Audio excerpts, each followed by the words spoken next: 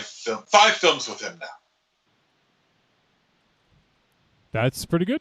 And in the last, 14 years? Yeah, since 2006. So we had a sound issue initially for a live show, but I think it's taken care of. Let me just double check. I'm going to play it on a device here. And so it was a good time then. Believe me, it was a lot like Hostel or Saw, where my it was like freezing out. It was, I think, in middle of November, I think it was, that I went down to his place and working in his basement. And here we are at midnight working in his basement, and I got blood all over me. I'm soaked in blood, and it was really, it's when you're outside the business, it's you think, all right, so these people, they cover themselves in blood, they do a little acting, but this, that, the other thing. But when you're in the whole deal, there's a lot more to it, which of course, that's common sense, but who knew that I was going to be drenched in blood at midnight on a cold fall night? It was pretty surreal. I could have predicted that. But I loved it. And I've been loving it ever since. So, any word on Morbid Tales? That's available now, right? Or soon? It's going to be available soon. According to Brian, last I knew, that it was going to be available next month. From what I understand, I hope so. Yeah. It's because when I worked on that 7 years ago, it's been a long fucking time, a long goddamn time. 7 years ago. So I can't wait to see what the final product is going to be like. I really can't wait. It's going to be exciting. This one's going to be a lot of fun to watch because it's going to incorporate a lot of Brian's earlier works. Yep. It's like an anthology, and I'm in the wraparound. So it's going to be interesting to see how it all becomes one cohesive unit. I'm eager to find out. Well, I'm eager to find out too. I can't wait to see it. So, all right, we'll get all the sound issues taken care of. So, we are streaming live. We appreciate everyone tuning in on this evening's show. We're going to be talking about a film entitled Dreamland, the latest film from director Bruce McDonald. And then, I don't know, we'll probably get into some sort of trouble. If you guys out there would like to send a voice message, it's still time. Send it to podcast@trickortreatradio.com. You can send your thoughts on the film for this week, Dreamland, if you've seen it. Any previous film discussions that we've had on the show. If you've checked out a film recently that we've done in the past, feel free to leave your thoughts or just anything. I mean, ask us fucking stupid-ass questions. Ask MZ what he's doing for his workout. Ask MZ what his favorite Golden Girls episode is. Ask Raven Shadow what his favorite issue number 10 is in a comic book series. Do you have an answer for that, Raven Shadow? Yes. What? Shit. I don't know. Probably. It probably involves Preacher. That's fair to say, right? Yeah, probably. I mean, that would be like your number one, like your best issue number 3, your best issue number 60, your best issue number 50, right? It's my favorite thing ever. Ever. Ever. Ever, ever, ever, ever. Yeah, all right. It's like all right. Oliver. All right. Preacher. Okay. Yeah. Close. I got a question. If you could get rid of coronavirus by giving up Preacher for good, would you? So wait a minute. All right. You could get rid of coronavirus in the entire world. But, bad question, John. But you have to get rid of Preacher, and you have to forget that it even existed. That's my question. So do I just lose my copies, or is it erased from? Existence. Is it erased? It's erased from existence. Does everybody that's passed away from coronavirus come back? Like no, at the end? Like, unfortunately. All right. Well then, all right. Then, all right, fair. Then I feel that, well, you, Is that the deciding factor? yeah, no, I mean, He's just got to think about it. No, so we can't like do a snap and everyone comes back. If that's the case, then no, I'm pretty confident that the smartest minds in the world, Tony F is on board. You know what I mean? So I mean, I think he's gonna figure things out, and then I think we can still have Preacher and get a cure probably before 2022. I believe in Tony. You believe in who? Yeah, but we got the Tony F. Oh, Tony Fauci. Yeah, but no one fucking Anthony listens to him Fauci. anymore. Well, a couple of dummies don't, but I mean, there's probably room, right? Tony Fontana. Yeah, Italian. Italians are Tony Fontana. Yeah. Everybody. Yeah, but unfortunately, you got the dumbest. You unfortunately got the dumbest guy in the world. Making sure that shit don't happen. Look, fair. We have the dead man is hanging out with us in the chat room, and the dead man says, "I survived the snap." No, the dead man. Didn't you just retire? Yeah. Or is it Boston Brand? Ooh, Could be, right? Pull. Thank you. Nice. Thank you. Nice. I don't have too many, but that. that's one. It was good, Boston Brand. Yeah. Is he your favorite character named after a city? Yes, I think so. Yeah, because Hannah Montana doesn't count, right? What about Stone Cold Steve Austin? Does he count? Ooh. Stone Cold Steve Austin's pretty good. But no, that's the bottom line, you son of a bitch.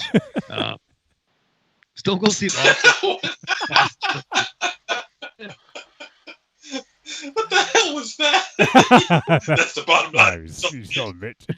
What is it? He's like mixing it in Buford T. Justice from Smokey and the Bear. Cold Stone. Shawn Michaels up and come a hungry young tiger. Meanwhile, he just retired, right? He's about to retire. Yeah. He's an up and coming hungry young tiger.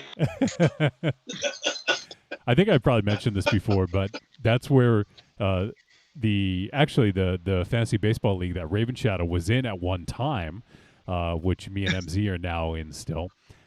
We named our league after that, after that whole thing. Yeah.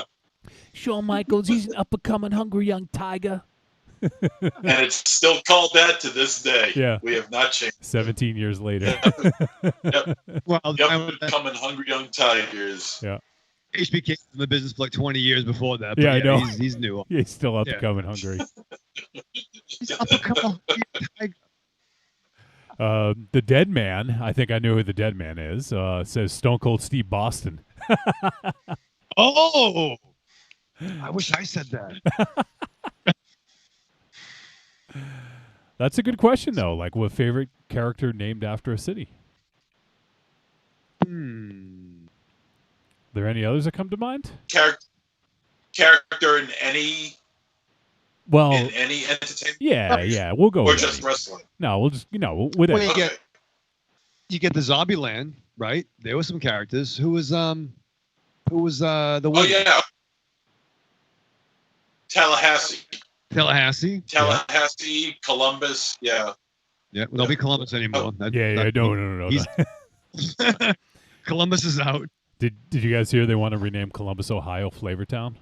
Because that's where Guy Fieri is from. I will knock Fuck that guy. down. Don't make. What's Him wrong? and his stupid ass goatee and his dumb ass hair and his stupid fucking sunglasses and that stupid looking smirk on his face. What's wrong with Fuck Guy that Fieri? guy. What's wrong with him? I just listed off like 5 things for you just now. Who would win in a fight, Guy Fieri or Sammy Hagar? Ooh. I think Hagar. I think Guy Fieri. Sammy Hagar's gonna fall down, break a hip. No, he's gonna be drunk fighting the guy. Drunk fighting. Fieri's too fat. So is Hagar. Look, and Hagar might be what, 72, Would that be about right? Oh, I don't think he's that old. older than you think he is. I think he's he older is. than you think He is, but I don't think he's that old. He's You at know what? least We have the close. magic. We have the magic of the internet. Let me look it up. Holy shit! There we He go. is 72. You're fucking right. Holy shit! Is he? Yeah, Is he 72? He looks great for 72. that's amazing. Yeah, All those nights in Cabo drinking it up with 25-year-old strippers and shit. That's what does it. that's fucking Worked for me. nuts. Fucking 72 years old. Yeah. Yeah. Oh, he is looking a little rough now, though. But to be fair, 72. Yeah, exactly. Let me see if I can get a picture of him here. I mean, I don't feel in the demographic for the Guy Fieri, but he's fine. He gives food. He gave money to restaurants. You know, I like chicken wings. You like chicken wings as much as the next guy? Yeah, you know. Hate Cross that out chicken guy. wings. Oh, I fucking hate that guy. Well, it's a gimmick. I mean, I don't watch the program, but I mean, He's such a colossal douche. All right, there's Sammy. Yeah, he's starting to look a little rough, but he looks a hell of a lot better than Guy Fieri, I think. It was kind of like you, Monster Zero, a little bit. What the fuck is that supposed to mean? Shit. That's probably still his natural hair. Yeah, Still blonde. yeah. No. I mean, he's still. It's getting gray. He's getting gray. He's 72. Can you guys? I think he's probably had plugs in there. Yeah, He looks good. I think he looks good. Yeah, he's handsome. he had some choice words. I mean, he had some choice words today. He thinks people should die to save the economy. Oh, well, that's already been happening, and the economy's Well, not being no, saved yet. So. I know exactly. Oh big my- ups to Austin. Big ups to where's Corny from? Alabama. Oh, There's some yeah. problems going on. Did you guys Yeah. see? Are any of you guys in the chat room on our website? The dead man just posted up a GIF of Guy Fieri. Is that who that is? Yeah. He's a load of shit. He is a load of shit. He really is. What are some other? And from what I understand, his food sucks. And Oh, fuck him. Hey. Flavortown, my ballsack. My main man, Arkansas Dave Rudabon from Young Guns 2. Oh, there you go. Yeah. All right. Yeah, that was Freddie later. Freddie Mercury. That's not It's not a city. curious. As far as I Oh, know. okay. All right. Come down to fucking Mercury, Iowa. Well, it's not a fucking place. Merc. How about Yeah, Mercury's a place. It's a planet. That's a place. Yeah, but it's not a. well, that's Oh, I got the best. nice. I got the best one. Indiana Jones. Oh shit, Johnny for the win. Oh wait, what was the from the B movies there with Alabama Smith or something? Oh, David Shadow, you know what I'm Alabama. talking about. Yeah, You mean yeah. romance? The Skinamax No. movies. Alabama Smith. It was something like that.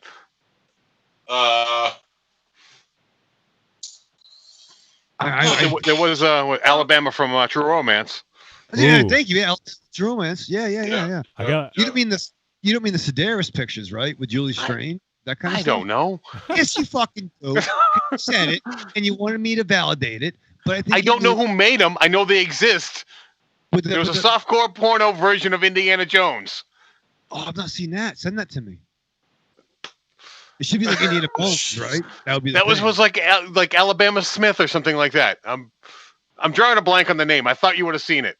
Oh wait! You're not thinking about like Cannibal Women? No, Cannibal Women in the Avocado Jungle of Death with fucking who's the guy who's a fucking pain in the ass now, hates comic books, made a lot of bad movies, but now he's smart. Bill Maher. No, all right. No, I have no idea what you're talking about with that one. Well, fine. Oh, the dead man's got a good one. Dr. Detroit. Yeah, shit. Oh yeah. How about Dr. Detroit. Yeah. how about Corbin Dallas? Yeah, from I was watching the other day. Yep, You that's watched pretty that the good. other day. Was it for Bomber Radio? Did you catch half of it? It was. We started watching the beginning of it, and I liked when he smoked little tiny cigarettes. That's a weird movie. Most of us saw this together. Most of us what? Most of us saw that in theaters together. Oh shit! I think actually the dead man just won. Buffalo Bill. Oh, right. MZ, I'm disappointed that you didn't say that one. MZ, come on. Come on. I'm going all over. I'm going all over the map here trying to think of one, and I haven't thought of one yet. I'm a bit ashamed of myself. You right should now. be. Oh, wait. Was it a great big fat person? Are you a size 14?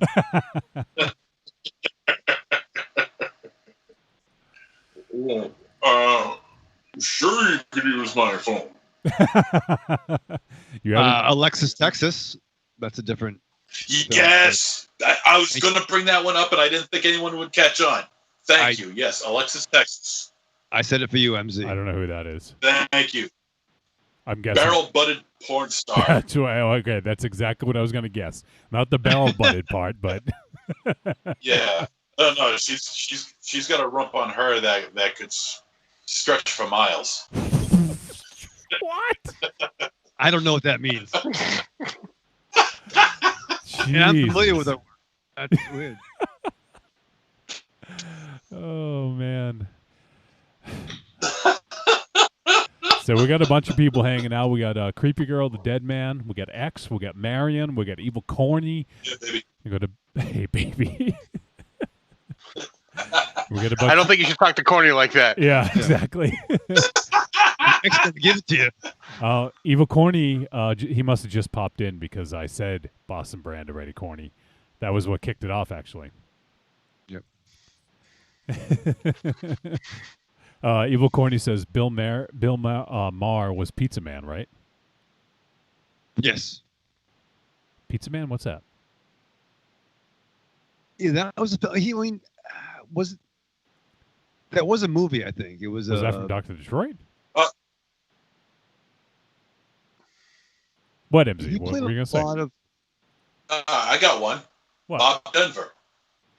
Yeah, that one's okay. But he's not a Not a character. I mean, Oh, he looks characters. Okay. unless he actually, unless that was not his real name. I don't actually know that. All right, then. How about Florida from Good Times? Sure. There you go. Flow Rider. Damn. Oh, yeah. I was actually just looking up Bill Maher's filmography because I was looking to see what that was. But his first film, the first film that he was ever in, do you know what that is, MZ, by chance? Oh, I do. What is it? Bill Maher's first DC Cab. movie? Yeah, DC Cab. Yeah. Which? Yeah. He was in DC Cab. Which? Why don't you? I actually forgot that he directed DC Cab. So MZ, why don't you go ahead and talk about who we lost this week? Who did we lose this week? Who Did I miss something? Who directed DC Cab? You fuck. Oh. You're the one who told me that I forgot that he directed it. So. Yeah. Now I'm brain farting. Joel now I don't Schumacher. remember. Joel Jesus Schumacher. Christ. Jesus Christ. Schumacher, thank you. Yes. It's a brain fart. Leave the fuck alone. It's a brain fart. He can remember who. He can remember who the fucking like glorified grip and best boy was on fucking Cannibal Holocaust, but can't remember who just died 3 days ago. The fucking third grip on the left from Let My Muppets Joel. Come. Yeah. I don't fucking know what you posted about. He remembers the Joel Schumacher. barrel-butted porn stars, but yeah, no, Joel Schumacher. No, I don't. Who's that dude? Alexis Joel Schumacher. Texas. Yeah, Joel Schumacher. Yeah, he did. To me, he only did a few good movies. DC Cab, Falling Down, The Incredible Shrinking Woman. I love The Incredible Shrinking Woman. That was my first dive into Schumacher land. And, a lot of people will start yelling out Lost Boys, but fuck Lost Boys. Dude. Fuck the Batman films too. While we're at it, he had a few good movies. And of course, it's sad he's gone. But Well, what about he has some classics. He does have some classics. Falling Down is fantastic. Yeah, I was gonna say, when was the last time you saw Falling Down, MZ? Do you remember? I'd say it's been about maybe 10 years since I've seen it. I'm curious how that one holds up now. I'm sure it's still a good film, but like the political climate has changed a lot since that came out, right? Quite a bit. But I think. I'm not saying that it'll make it a bad movie. I'm just wondering if there's some stuff in there that wouldn't be as acceptable now. That's the thing I'm wondering. Well, there's that scene in the military shop where you got that war veteran who's like some kind of like a skinhead Nazi, neo-Nazi character. Well, that's But in that film, though, it was a guy. Sorry, Johnny. It was a guy breaking down. Yeah. And Michael Douglas's character, when that character was saying this was actually used, man. Like he had the Zyklon B, he had the canister. Like this was used, and I forget his character name, but he was like, "Do you think this is fucking what I like?" Yeah. He's like "No, I'm an American. The Charles turning point. I'm an American, and you're a sick fuck." I think was the line, right? Right. Yeah. Yeah. And I mean, like, it could be fair. You're going to come across gangbangers in South Central LA, and that's something that's going to happen, right, wrong, or indifferent. But I don't think Michael Douglas's character, for all his significant flaws in the film, he knew what was right and wrong in certain aspects of things. Is that fair to say? Yeah. Yeah. I mean, he's someone that just snapped, Yeah. But it's literally been about 15 years since I've seen it, and I love that movie back in the day. It was sort of like, at the time, it was like kind of transgressive and like, definitely a little bit more gritty than a lot of mainstream fare, at least to me at the time. That to me, I was like, whoa, okay. And with that movie came out in 1995, I think, or 1996. That's about right. So it was, so it's fresh off the heels of, the O.J. Simpson double murders, and also off of the Rodney King, being just a few years after that, and the L.A. riots as well. So having a film, like that with a character like the way Michael Douglas was portraying it in that particular city at that time, it certainly sets a very volatile look, into what's going on in that city at that time, and it kind of ramps up the intensity quite a bit when the recent history that city has had, and at that time. And I always felt like back then, man, around between 1992, 1994, 95, man, I thought this was it. This was going to be the end of everything, because the way Los Angeles was back then, it was like an absolute war zone. Yes, thank you. That was added for dramatic effect. Yeah, I don't understand where the echo comes from. I don't understand where the echo comes from. It comes and it goes. And it was. Yeah. So it was a little freaky back then, knowing that was all going back then. And you got this movie where you have a guy who is just at the breaking point of his life, and I'm sure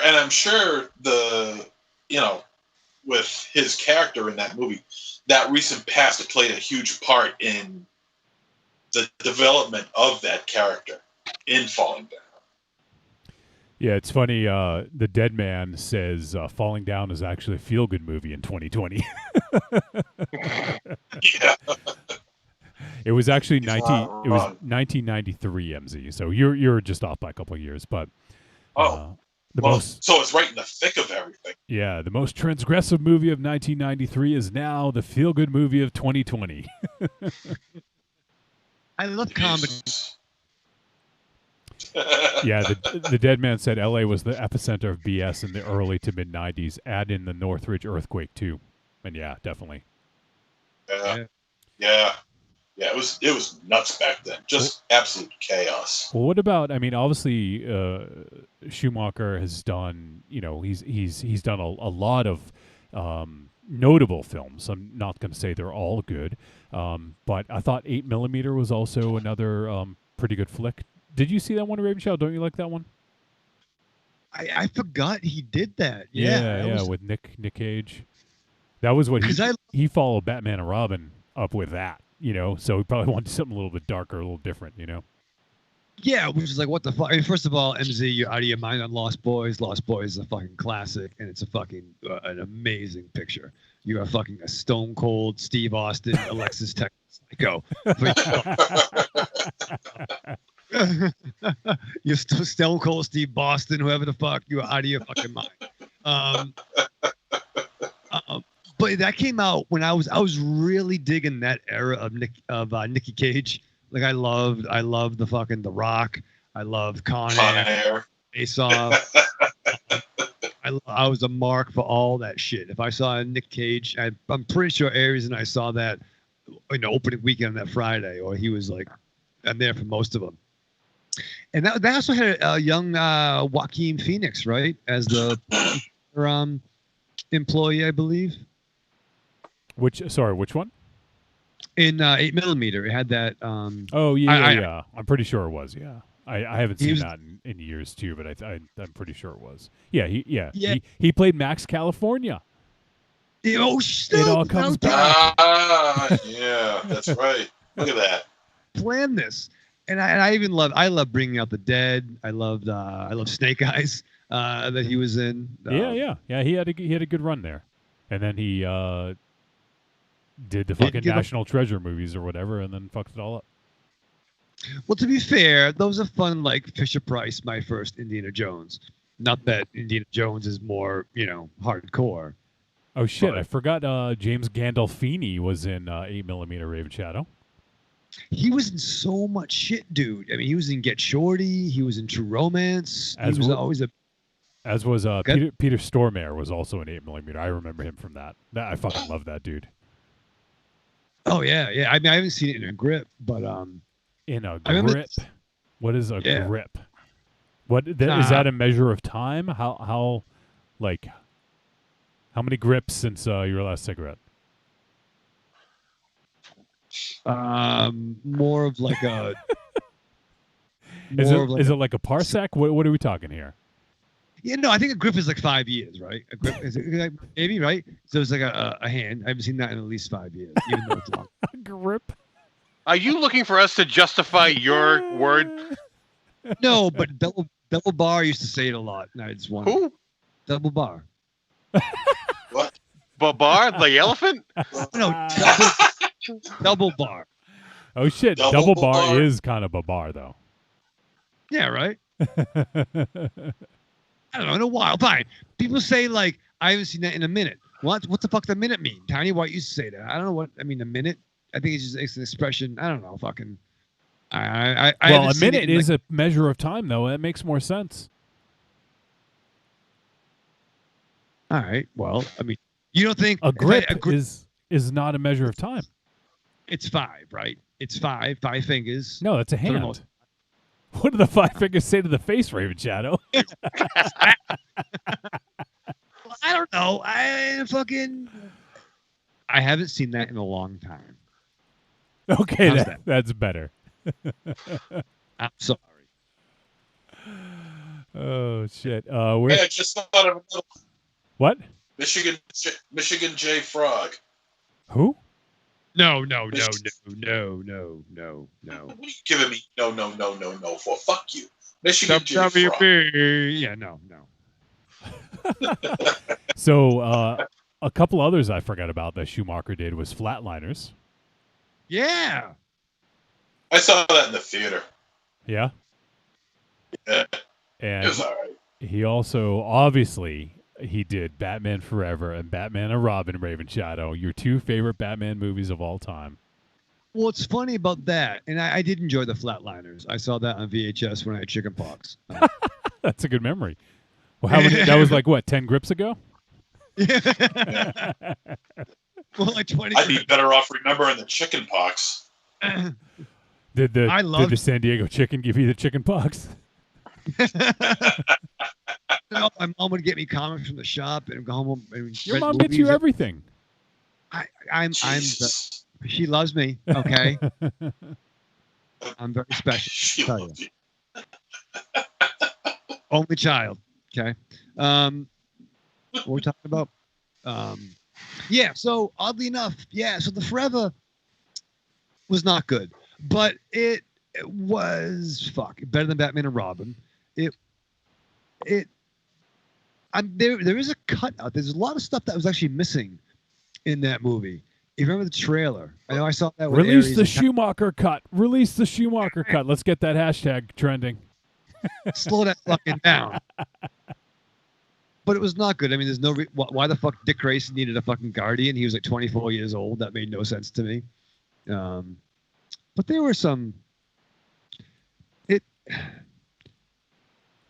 It wasn't Batman and Robin. Okay. Anybody? Aries is fucking keeping quiet, like fucking. Oh yeah, no, you're standing on this hill all alone. No, it's not good. I think Val Kilmer was serviceable.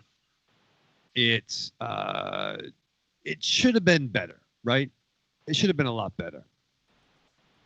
So did he? I've never really listened to him talk about it, so I don't know for sure. But he must have tried to go with the '60s camp, right? Is that sort of what he was trying for?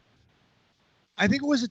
I think Batman and Robin, the film after that, was a more adaptation of Batman '66. I mean, so you see the trans, not aggression, but what do you call it? Transdotion. You're talking about the Star Wars race, right? I don't know what you just said, little kid, but Bosk, man, he's a Trandoshan. Yeah, Bosk. Yeah. Yeah. Fucking. Who's that guy in fucking Jersey? He was the boss. The Mighty Boss. Yeah. Bruce Springsteen, Mighty Boss Stones. You can have that big program. You can have that. Said that. They'll do a song about it.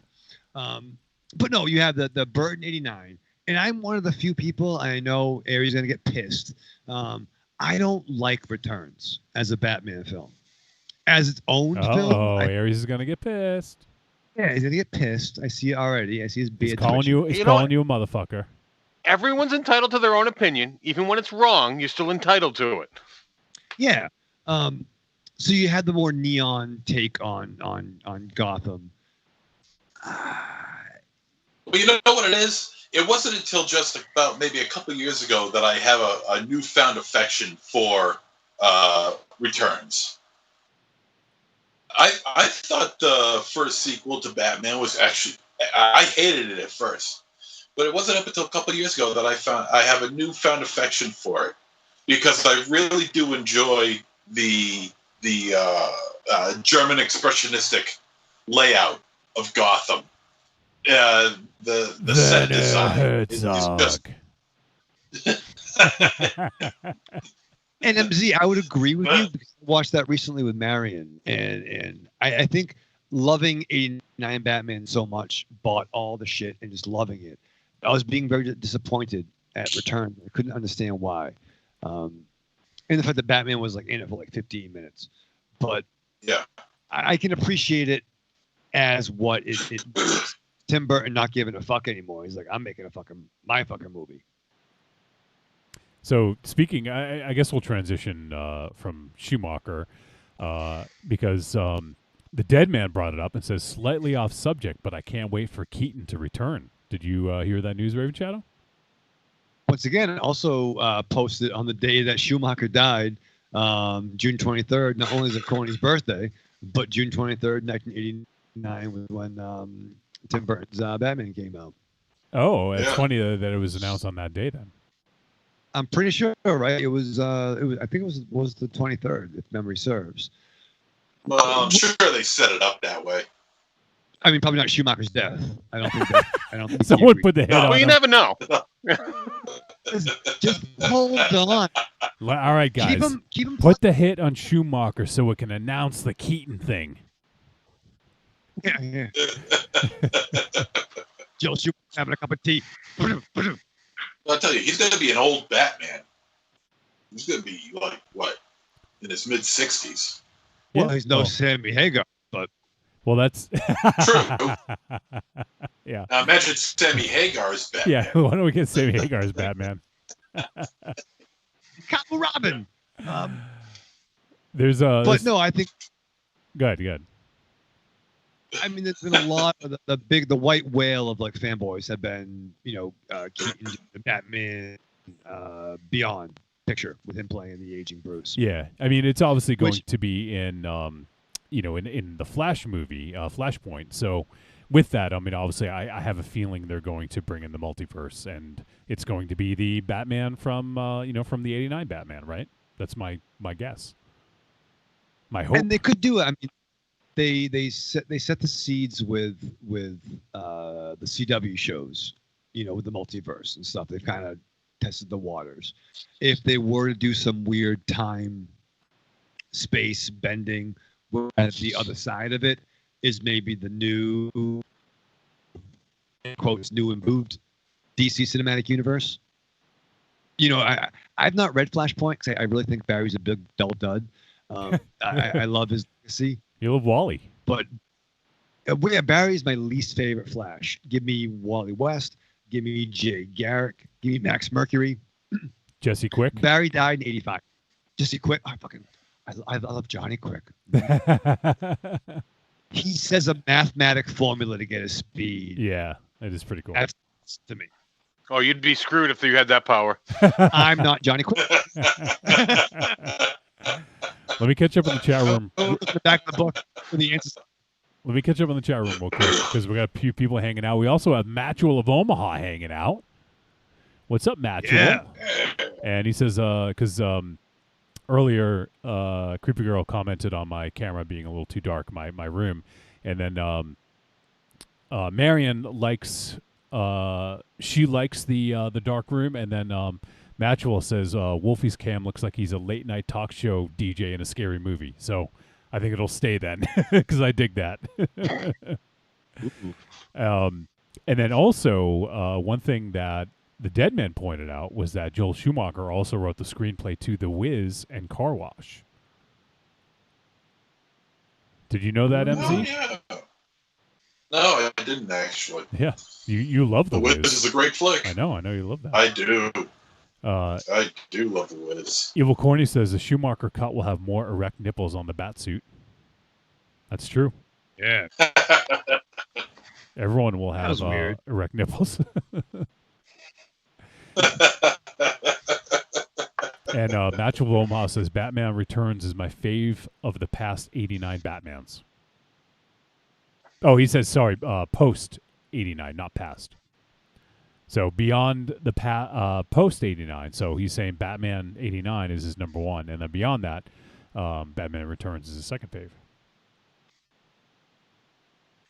Yeah, I've really grown to appreciate the German expressionistic vibe that you said that. Burton put in Returns. I didn't catch it at first, but I really dig it. It's just so beautifully done.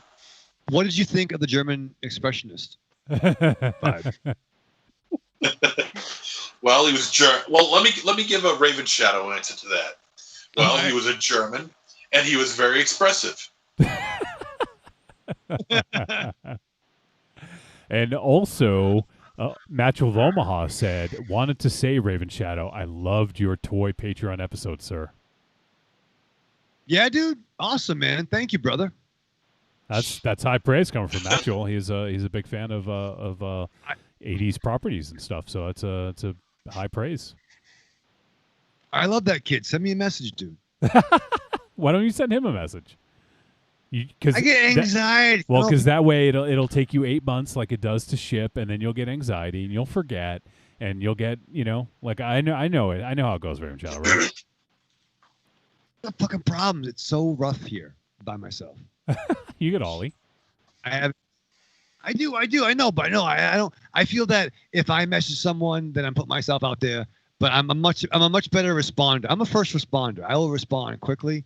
First responder. Not to like crisis. But you're right. Hey, I like what you said. I'd be like, really? I like what you said. But like what I did. Then we can have a conversation. I'll talk fucking, Stockholm with him or Sectars. Tell me what you're into, dude. And Matchwell says Bionic 6. Matchwell says Batman Waits 2020 or 2022. That's the name of the next one, he says. So we appreciate everyone hanging out. We got a good crowd tonight. And one other thing I wanted to mention is, I mentioned this in previous weeks, but we're going to maybe do it a little bit more streaming on Twitch. So if any of you guys out there listening are on Twitch and you want to go ahead and follow us, it is twitch.tv/trickortreatradio. And last week, Rocky and myself and his and Rocky's lovely wife Sue, we played some Star Wars games and streamed. And so we'll be doing some streams on Friday nights, and then maybe some other stuff here and there. So if folks want to be notified when we go live on Twitch, you just got to go to twitch.tv/trickortreatradio and follow us. And that way you'll get notified when we go live. So we're not gonna do anything exclusive there that we're not doing on our website, but we may just do some supplemental stuff on there as well. So if you guys want to be notified, just go ahead and follow us there. All right, so I want to start to wrap things up here in this long intro's getting long, Raven Shadow, right? Yeah, long story endless. So I want to start to wrap things up, and if you guys want to help support the show, you can head to Patreon, patreon.com/trickortreatradio.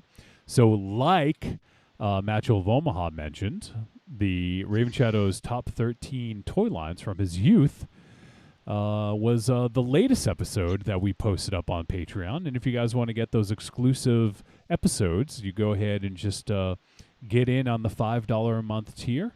As we've established in the past, Raven Shadow, there's many things out there that cost $5 in a month.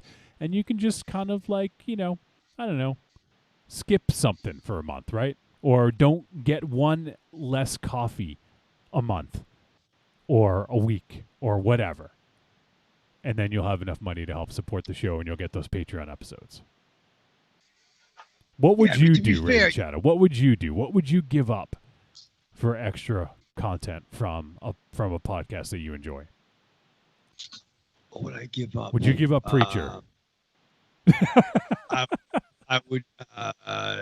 What's the pod? No, is it a Preacher podcast? No, No, but here's the thing, John. I think we can agree that a lot of this disposable income, you're probably not buying anything because you're probably stuck at home. The pandemic going on. I know things are opening up now, but it's and it's getting worse. And we're coming back around again. Like I remember, back in like March when it was just starting here, and they were like, "Yeah, China's going to show Avengers Endgame in theaters." 2 weeks later, China's going to stop showing Avengers Endgame in theaters because everyone's getting sick again. Don't go to the movies. I don't think it was Avengers. I think it was Star Wars. No, I think it was the Avengers. Because Avengers came out in March, right? But Avengers was a very popular picture. Yes, so people in China had seen it by that point. People really enjoyed that. Continue. I don't know. I'm not the projectionist of China film. Yeah, I don't know. All I'm saying is that don't go to the movies. So if you don't go to the movies, use your already streaming service that you're already getting paid for, and then you know what? Kick in a little bit to Trick or Treat Radio because we want to. We could use it. So you can help support for as little as $2 a month. And if you guys want that exclusive content, the audio content's $5. And then if you want exclusive video content, that would be a higher tier, $10 a month. So if you can help support, anything you can do would be appreciated. Help the show going. Help us pay for all those bills, all the subscriptions, all the hosting, all the equipment, all the tech support with Raven Shadow late at night. So if you guys can help support, it would be appreciated. Also, there's a couple other ways you can help support if Patreon's not your thing. Go to trickortreatradio.com. Scroll down. There's an Amazon link right there. I know a lot of you are buying stuff on Amazon as it is right now. I know Marion's helping out. She's buying stuff on Amazon. We appreciate it. So if you guys are already just buying stuff, just use our link. Go to trickortreatradio.com, scroll down, see the Amazon logo, click it. It's going to bring in Amazon. It's going to input our affiliate link, and everything you purchase in that session will get attributed to us. Doesn't cost them any extra, Raven Shadow. But it's another way to help keep the lights on. That one's really old, isn't it? Should we mix that up? I've been saying that for like, 7 years? 6 years? Oh, don't change it on him. He'll get confused. Yeah, but it's not the lights on. It's another way to, I don't know, another way to fucking keep the fucking sound on.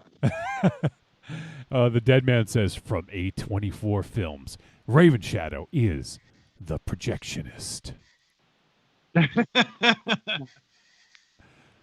Hey, guys. Hey guys, I'm here to start the projector. How does it work? I'm really tech inept. I have no idea how to work this thing. The communist projectionist. I'm the communist.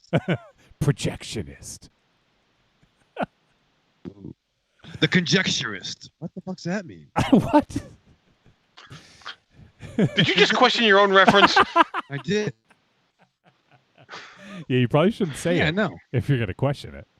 It's kind of weird, man. A fucking man of many mysteries. MZ, since you're wearing it, That's very true. what is your favorite episode of Golden Girls? Oh, Christ, really? Yeah, what is it? If I had known that, I don't know. Let's see. Well, I guess you're maybe not the one guess where. you're not a true fan then. Oh yeah, that must be it. Let me see. I think the one of the ones I like a lot is where the girls get arrested for prostitution. Jesus.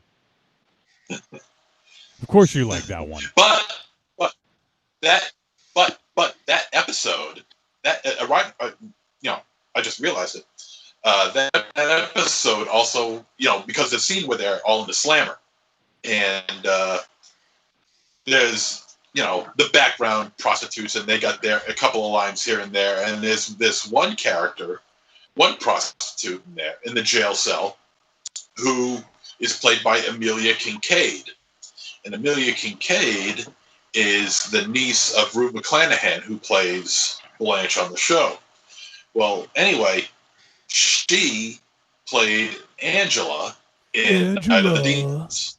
Oh, nice. Samantha. Mona. She played Angela in Night of the Demons. That's a pretty interesting tie there. The dead man says clouds of cigarette smoke billowing from the light from the projector. I can just see it now.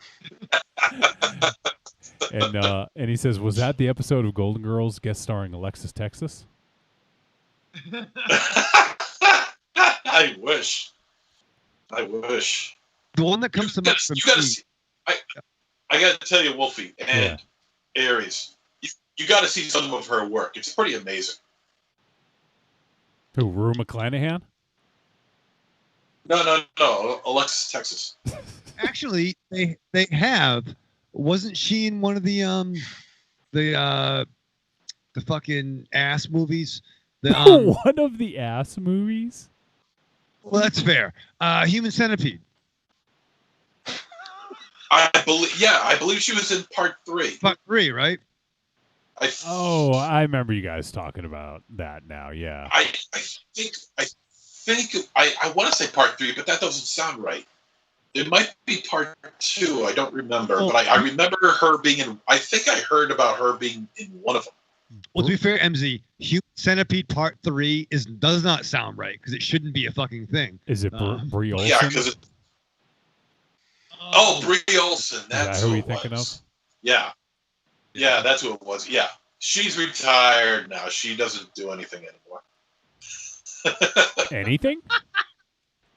Well, I'm sure she's doing a few things here and there. I don't know. She retired like 6 or 7 years ago. Real shame. Real shame. Jesus. Yeah, she was a good work. She was a good worker. This isn't wrestling. We're not talking about her work rate. Jesus. Speaking of wrestling, I don't want to get too deep into this because we're just about to wrap things up here in this opening segment. But there's been a lot of I guess there's sort of like a Me Too movement going on in wrestling. You guys heard anything about it? I've heard a little bit.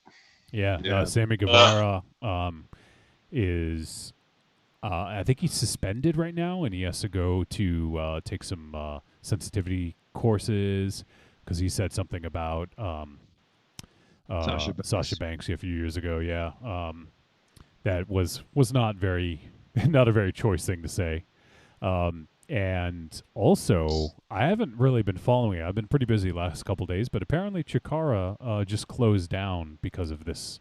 Out of all the promotions in the world, would you ever expect Chikara Wait, what?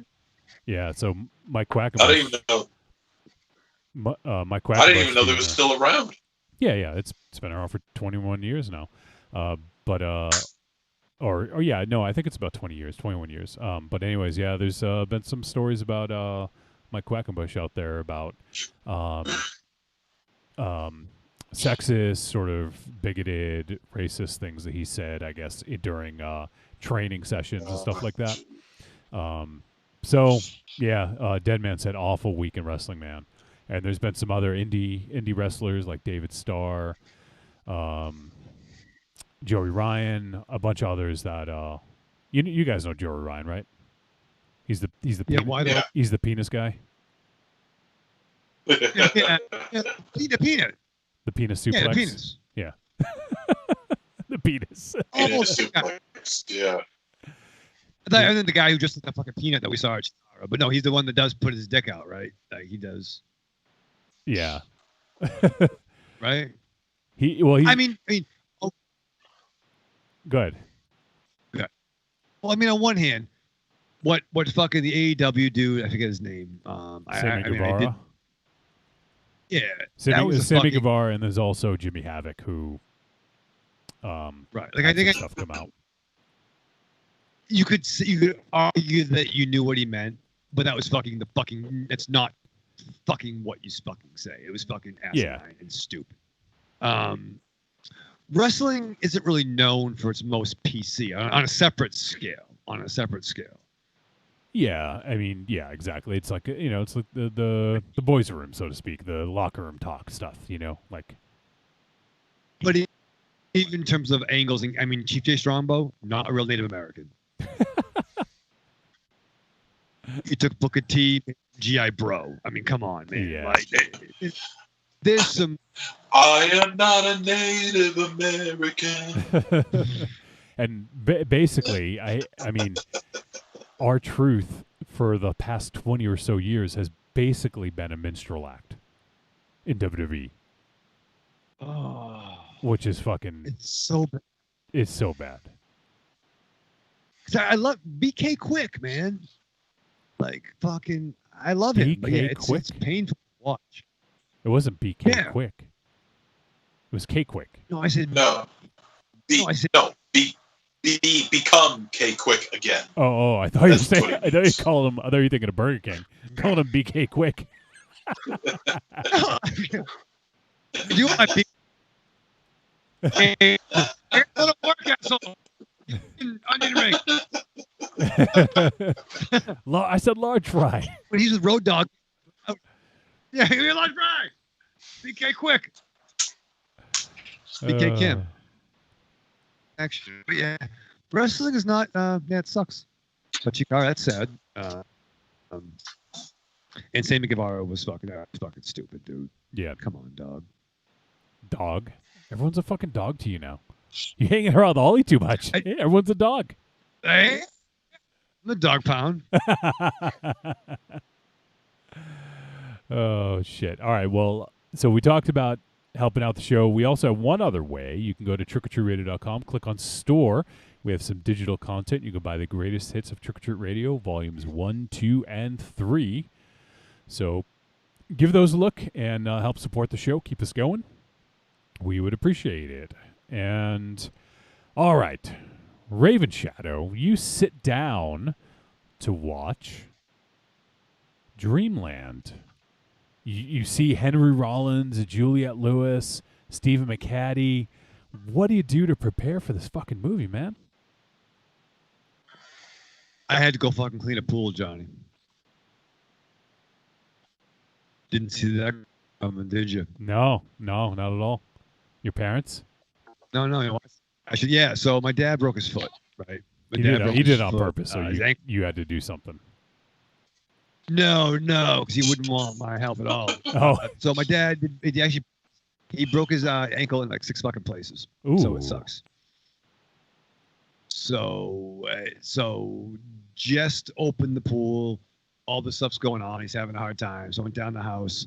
And so, so he has no pressure for the next 7 weeks at all. So now I'm trying to fucking hold a hose and get a fucking skimmer. He's yelling at me like a fucking angry fucking rear window. Fucking wrench around. Off. The fuck's wrong with you? Use the hose. So I'm like, I don't know. I was reading comic books when I was a kid. So I had a little fucking anxiety. A little stressed. Sun's on me. I almost called Aries. I almost called Slagoth. So I get home. Down in Florida. Yeah, come up here. Although he'd probably be a little bit more safe. He would come up here. He's got Black Widows down there. Who knows about that? Who knew fucking there were Black Widow spiders in Florida? Do you guys know that? No. What, they have the Black Widow movie? They have the Black Widow movie already in Florida? Is that what you're saying? Yes. They don't read a lot of books, but they got a new Black Widow movie. No, he reads a lot of books. He should be in New England. So when I get home after getting yelled at from a window, that's fun. Reminds me of my high school years. Knock it off. You better believe. Knock it off. Yeah, I was getting yelled at. So I came home, took my plate because we had dinner. Put some fucking Rollins band on. Maybe some Weight. Remember that record, Aries? Weight was a good record. Yes, it was one of his albums. Yes. Yeah, Ghost Rider, Motorcycle Fucking Heroes, nice jam. And wasn't on that album. Yes, it was. Continue. I'll get my cassette right now, and you better believe. I strapped on. The following message is a paid advertisement for the Cult of Muscle podcast. The Cult of Muscle. You're either in it or you're dead. It's the dawning of a new age. The halls of Valhalla have been shuttered. The heroes of yore have either retreated to the shadows or taken to capering for the amusement of the small folk. Their past glory is a distant memory. The barbells have been torn from their once puma-strong grips. The beards shorn from their square jaws, only to be transplanted onto flannel-clad, puny weaklings with fingers barely powerful enough to strum a ukulele. The time has come, my brothers, to restore order from the chaos. No longer will our heroes be forgotten. No longer will their great deeds be viewed through a foggy lens of irony. Hear now our rallying cry as we scream it from the mountaintops, as we bellow it from iTunes and Libsyn and Facebook. It's time to join the cult, my brothers. So don your cloaks and enter the Cult of Muscle. I'm Alex West. And I'm Andrea Subasati, and we're from the Faculty of Horror podcast. And you're listening to Trick or Treat Radio. Oh, delicious nerds. Ms. M knows you like to chat it up with other sexy shut-ins about comics, movies, video games, and your favorite TV shows. If that sounds like you, cuddle up to the Trick or Treat Radio Facebook group, or the FIB. That stands for Fan Interaction Board. Just go to Facebook and search for Trick or Treat Radio and have more fun than a Jedi at a lightsaber sale. Not enough? Watch us on YouTube, The Deadites TV, all one word. Last but not least, check out the world's most dangerous talk radio show, Trick or Treat Radio, at trickortreatradio.com.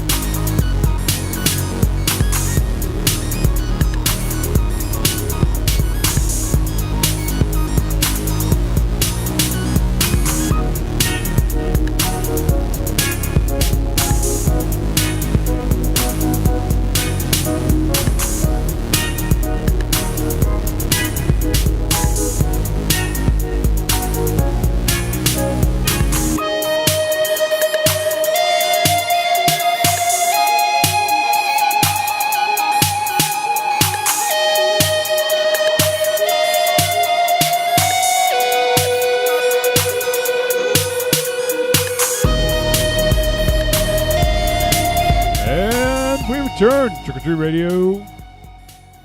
Yeah. What are you guys laughing at? I see you smirking. Come on, MZ. I wasn't. Eddie?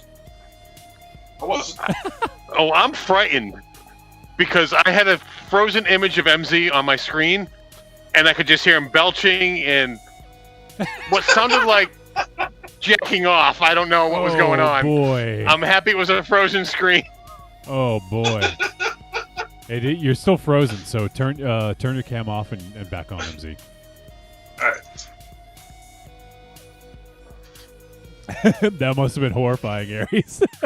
Oh, yeah. Like, I'm just...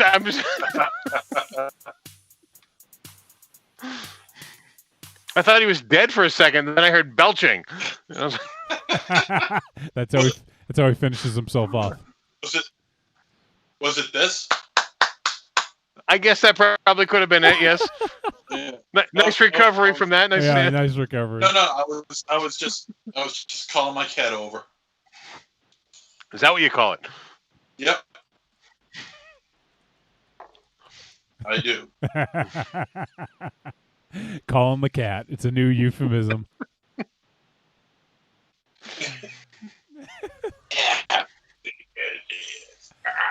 Oh, is that s'mores? Yep. Sup, s'mores? S'mores is cute. All right. So, she's a little troublemaker, hey, yeah. Get out of here. Jeez. Yeah.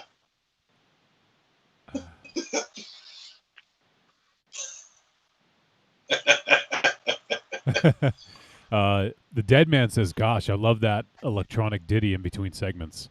That's it's a Tiny White classic. It's never been released. Matchel Omaha says, save it for the Patreon, MZ. Just 60 minutes of him calling his cat. with no visual. Oh, yeah, come over here. That's it. That's it, S'mores. Come here. That's it. Yeah, that's it. That's it. Come on.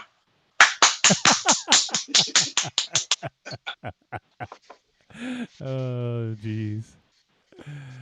Oh, man. Do you guys think Raven Show's having an incident? I think what it is that Ollie took him out for a smoke. Yeah, that's a better way of saying he's taking Ollie for a walk. All right, well, I'm going to run through some of the details of this movie, and we're going to talk about Dreamland from 2020. It just got a release on VOD. It is 92 minutes. It is a comedy crime fantasy is what it's listed as. And it is directed by Bruce McDonald. It is written by Tony Burgess and Patrick Whistler. And his stars Stephen McHattie, Henry Rollins, Juliette Lewis, Lisa Houle, Morgan Sarno-Peckler, Themis Powells, and Astrid Roos. And the synopsis: on the night of the strangest wedding in cinema history, a grotesque gang boss hires a stone-cold killer to bring him the finger of a fading, drug-addicted jazz legend. So this is... That's a lot to take in. Yeah. This film is directed by Bruce McDonald, as mentioned, and Bruce McDonald was the director of the amazing Pontypool, right, MZ? You got that right. How much How much do you love Pontypool? Oh, it's somewhere in my top 20. I couldn't tell you where though. Top 20. It changes all the time. Top 20 all-time films.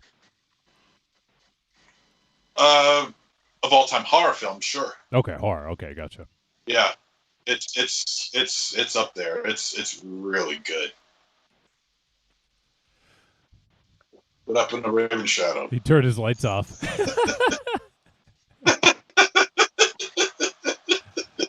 Oh, that's funny. Evil Corny says there is actually a what is he doing? There's a Margot Robbie film called the same name, Dreamland, that Corny said he almost rented. That would have been funny if you guys watched another film. So, okay. So one thing I read prior to watching this film is Bruce McDonald claims that this film is the spiritual successor to Pontypool, which I found very interesting because I didn't see that at all. But I mean, maybe you guys did. By the way, has Raven Shadow or Aries, have you guys seen Pontypool? I have not. Raven Shadow? No, I started watching it once, and then something happened, and we had to turn it off. Fall asleep. Did you have an incident? You fell asleep. Yeah. What? You fell asleep. Yeah, an incident. We'll just say that. Yeah, it was an incident. But I He fell asleep. Was it an intimate incident? No, it wasn't. But I truly want to see it, and I don't think it's on the Netflix anymore. The Netflix. Yeah. Well, you can always check the Tubi. The Tubi. Is it on Tubi? Huh? Are you telling me it's on Tubi, or are you just saying to check Tubi? I'm saying check Tubi. I don't know if it's on Tubi. You don't DVD. know? That's why. MZ, you know everything on Tubi. You're fucking Tommy Tubi. Tommy Tubi. He's like Tommy Two-Tone. Tommy Tubi. Tommy Tubi. Yeah. Tommy Tubi and the Two Bets. Yeah, 867-530 Tubi. What the fuck? This is why physical media will always beat out streaming. Okay, there. Because I know I have it on DVD. Oh, well, can I borrow it? I'm going to see you on Sunday. You're not going to watch it, and you're going to have it for 10 months. Yeah, like Aries did with The Room. It doesn't matter. No, I'll watch it. I want to watch it with Marion. Oh, you guys getting together now? Well, fucking, we'll stream it. We'll like somehow you breaking cross the stream. You breaking quarantine, bro? I don't know, man. I'm just fucking with you. Matthew Omaha says Raven Shadow turning out the lights so the podcast won't think he's home, like my Grammy on a Halloween night.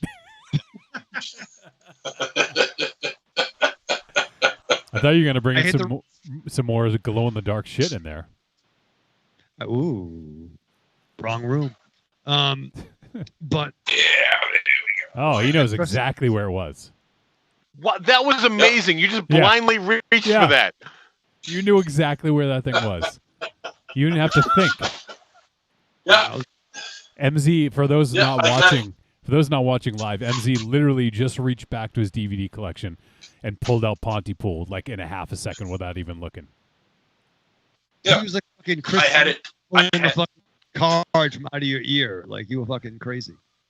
I had it in between Spider-Base and Deadly Weapons. Jesus Christ. That is not alphabetical order, sir. Yeah, what kind of order is that? What the fuck? It's my own private order. Leave me alone. My own private, yeah. And once again, my own private Idaho, talking about places. MZ, how do you arrange your fucking DVDs and Blu-ray? The Blu-rays are alphabetized.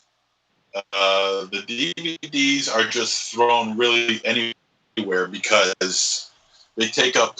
Let me see, 1, 2. They take up 2 shelving units, but I got them doubled up, so it's really hard to alphabetize them. I mean, you can do it, but it just seems like such a big pain in the ass because I got them also sitting on top of one another, and you know. But do you know where they all are? Like, if I said a title, could you like point to it? I might, yeah. For the most part. Where's your Evil Dead? Where's your Evil Dead? Wait, Evil Dead's right there. Which version? Yeah. What do you have? 8 different versions? Hold on. Oh god! Oh Jesus! I opened up a can here. Jesus, sorry. He didn't come back with anything. Oh, there you go. Oh, wow. We got the Book of the Dead. This version. one's falling apart like crazy. Yeah, this one's falling apart like crazy. Jesus.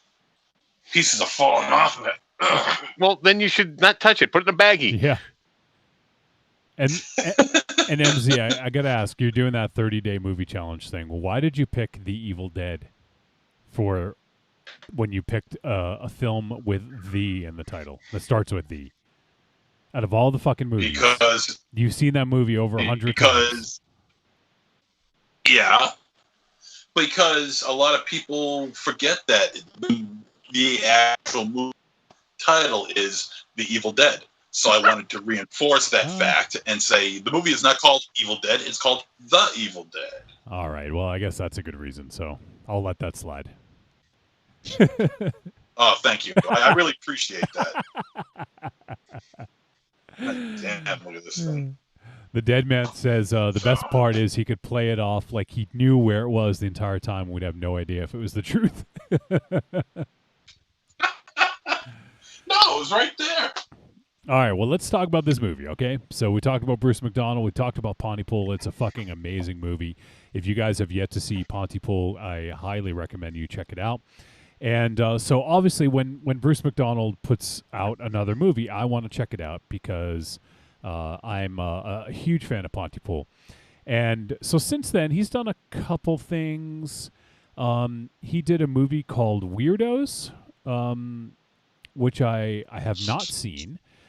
He also did Hellions, which we did review on the show back in, I think, 2015, which I think we generally thought was pretty good, if I recall correctly. And he's done a handful of other films in his career. He mostly does TV. So So it's always kind of a treat when he does a film because, hoping for like another sort of Pontypool, something like it, So I get excited when he puts out a movie. And I got to say, right off the bat, Stephen McHattie has such a fucking screen presence, doesn't he? Like that first scene. Oh my God. He's like the coolest guy on the screen when he's in a movie. I gotta say, like, there's just something about him. He's just got this fucking vibe to him, Well, he's so great. Even he's the original Night Owl in Watchmen too. He was awesome. Oh yeah. Okay, I actually forgot about that. Yeah. Yeah, when he was talking with Yeah, he's fucking awesome. He's good. So, but yeah, I think that he's got such a great presence. There's just something about him that just like kind of just drips like fucking cool. Like he's just got that presence about him when he's on screen. He's got a very rugged way about him, a very raw way of acting when it comes to him on screen. Very worn, you could say. Yes, definitely. He's kind of like you could almost say he's like the Canadian Lance Hendrickson. He's like a Canadian version of Lance Hendrickson. Yeah, I always thought of him as being a Lance Hendrickson. I could see that. Yeah, I could see that. Yeah. But he had a vibe too, like in one character he played was kind of like a weird Constantine meets fucking what's his name from oh my God, Usual Suspects and Miller's Crossing. Gabriel Byrne, yeah. With the trench coat, being the aging hitman, but yet being older, you still this dude packs a punch. Like he has a history to him. Yeah, exactly, and that's the thing. Yeah, I think that's the thing about him for sure. And so we also have a couple other stars. Well, we'll get to them in a sec, but we have in this Steve McHattie is playing a dual role. So he's playing two characters. He is playing. I don't think the other character ever had a name other than the trumpet player, and he also or Maestro, yeah, and also Johnny Deadeyes was the other character, and so the dual role thing threw me off a little bit. And the thing that threw me off, I think, is when we saw Steve McHattie playing the Maestro the first time. I thought we actually I thought it was like a different time period. Mm-hmm. Like I was like, okay, do we just go back in time here? Like it just had like a different feel to it, and it was almost filmed in a different way to look like it was supposed to be distinct from the other thing. So that kind of threw me off for a little bit. Because go ahead, I thought when he had the in the coat that was before, and then now he somehow worked this angle where now everyone thinks he's a musician. Yeah, I mean, it was a little. Yeah, it definitely threw me off. I wasn't sure if he was playing like if that was him later, if we did a time jump. Or my thought was it looked like it was an older time period. Like, so, yeah, that kind of threw me off a little bit. And so we basically have, I'm trying to remember, there's a lot to this film. So it's going to be hard to give kind of a blow-by-blow of the plot. Not that people are asking for that necessarily. But in essence, he's a hitman, kind of. Like, he takes out some people at the beginning. And because of that, then we meet his boss, Hercules. That was it, right? Hercules? Yeah, Hercules, played by Henry. Yeah, Hercules. Played by Henry Rollins. Henry Rollins. And so I know we have a couple Henry Rollins fans in this group here. I know Aries is a big fan, and Raven Shadow is a big fan as well. So, were you guys excited about Rollins being in this? I was, yes. Raven Shadow, did you pull out your Black Flag records? Good talk. Yeah, no, I'm a huge mark for Rollins, and I got into Rollins. I would say mostly because of Aries. When the Weight record came out, and then the acting he did like in the early '90s, spoken word, and then I'm a huge Rollins fan, and yes, it's because of Aries. I would be fair that he loves Rollins more than I do, but I think I'm pretty close. Well, he does love dudes more than you do too. It's true. That timestamp. It's one of those things where Rollins is playing not Rollins. Right. You know right. what I mean? Yeah. Like, I mean, he made some small. I mean, there was the chase with Charlie Sheen. Where he played a cop. He was in Johnny Mnemonic. He's been in a lot of shit. Yeah. And it was in Heat. And he made a great quote where he's like, yeah, it's a movie because when I fight Al Pacino, I lose. Or something along those lines, where it's like, yeah, I love me some Al Pacino, sir, but Pacino couldn't beat Rollins. I'm sorry. Yeah, he's got in a fight. He's got 69 credits to his name. I think I knew this and I forgot, but he does the voice of Triclops in the new Masters of the Universe that's coming out soon.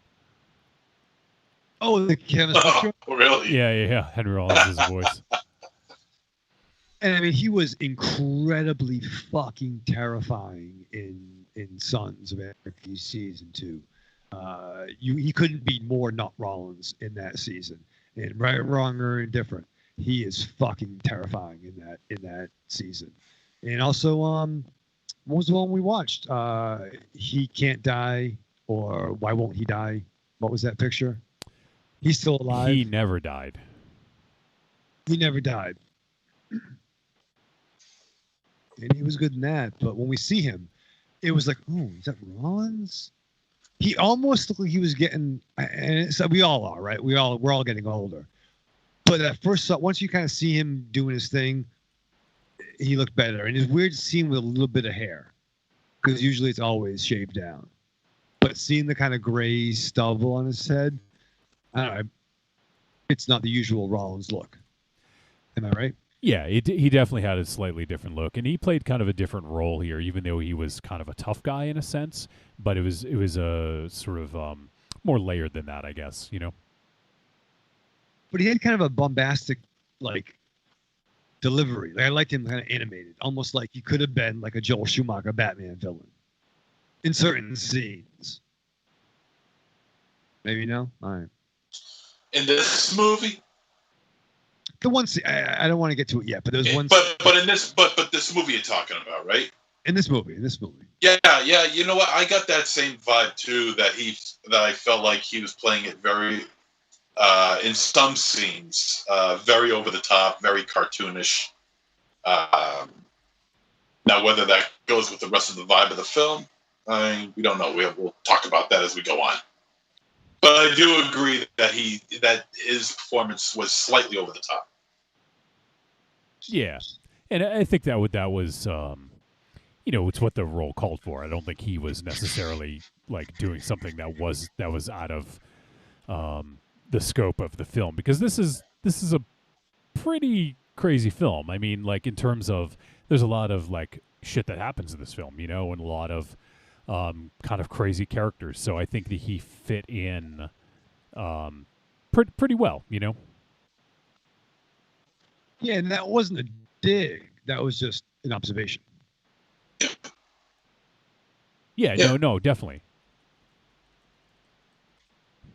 So and then we also had Juliette Lewis, who I know obviously all of you guys are, but I know MZ especially is a fan. So you want to talk about Juliette Lewis a little bit there, MZ? In this movie? Well, okay. Well, I think she was like, as far as her performance goes in this movie, I think she was like Rollins times 10. She put on full-blown nutso in this movie. Very over the top, very eccentric, very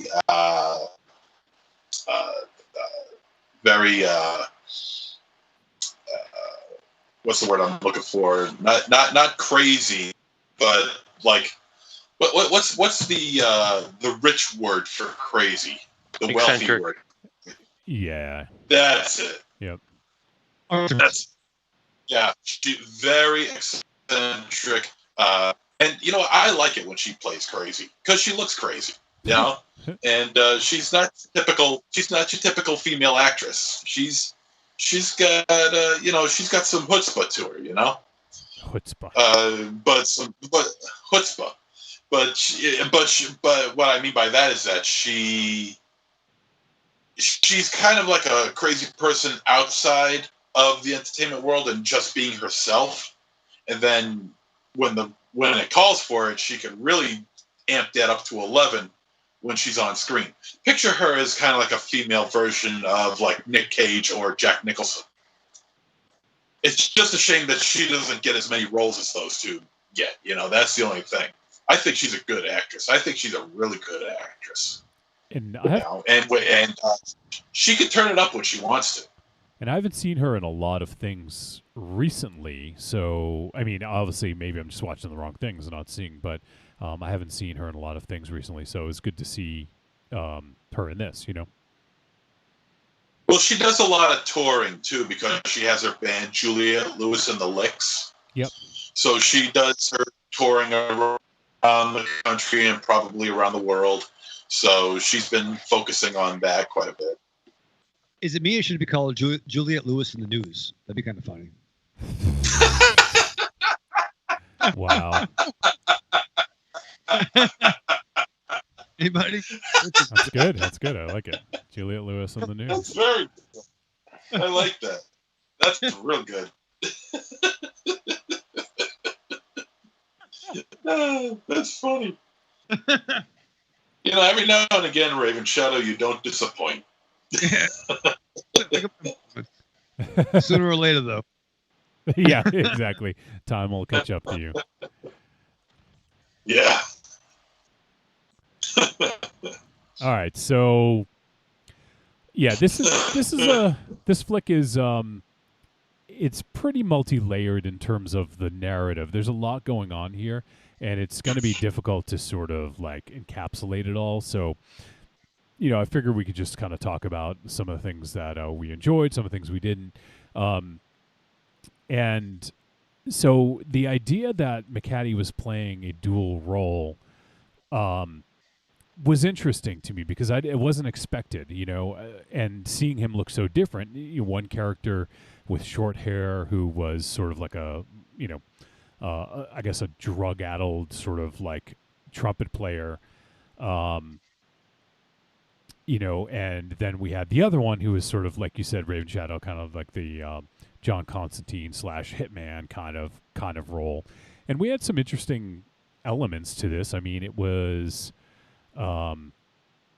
there's a vampire in this somehow, some way. What the fuck? There was what the fuck? Yeah, and Juliette Lewis. What's that?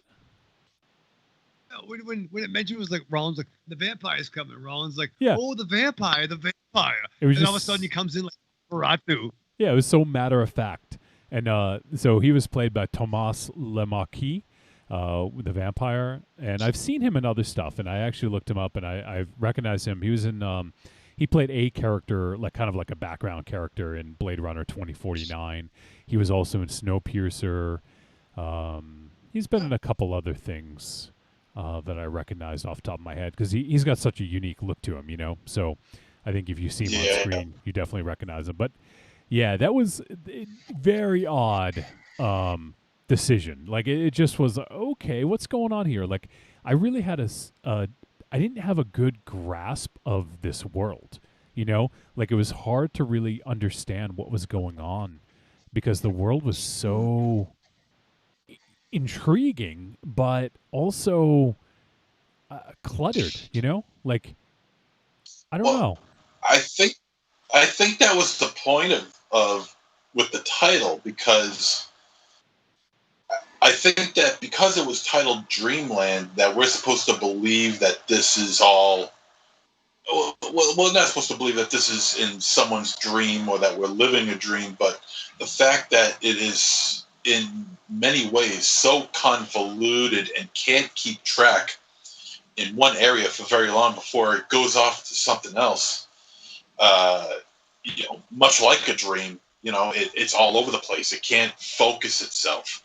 And I think that's what McDonald was trying to do here, because it does feel convoluted. It's all over the place. It's hard to keep track of what's going on.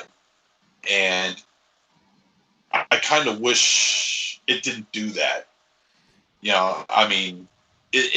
There's got to be some sort of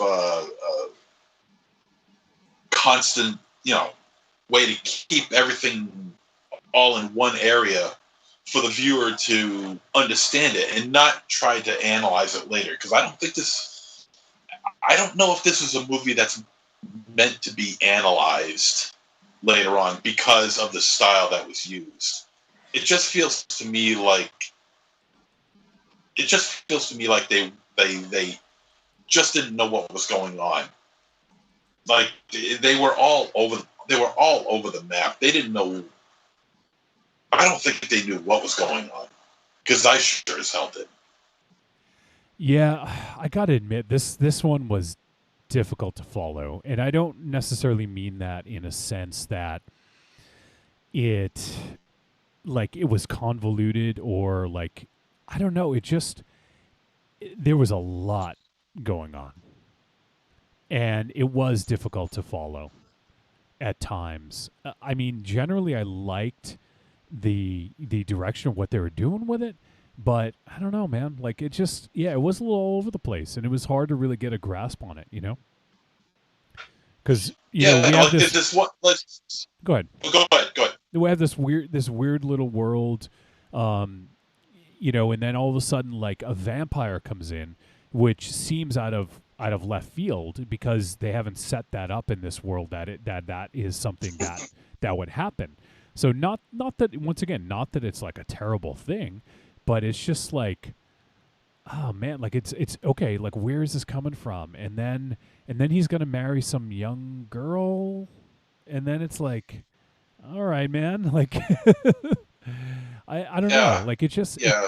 It was really difficult to get a grasp on what was going on with the film.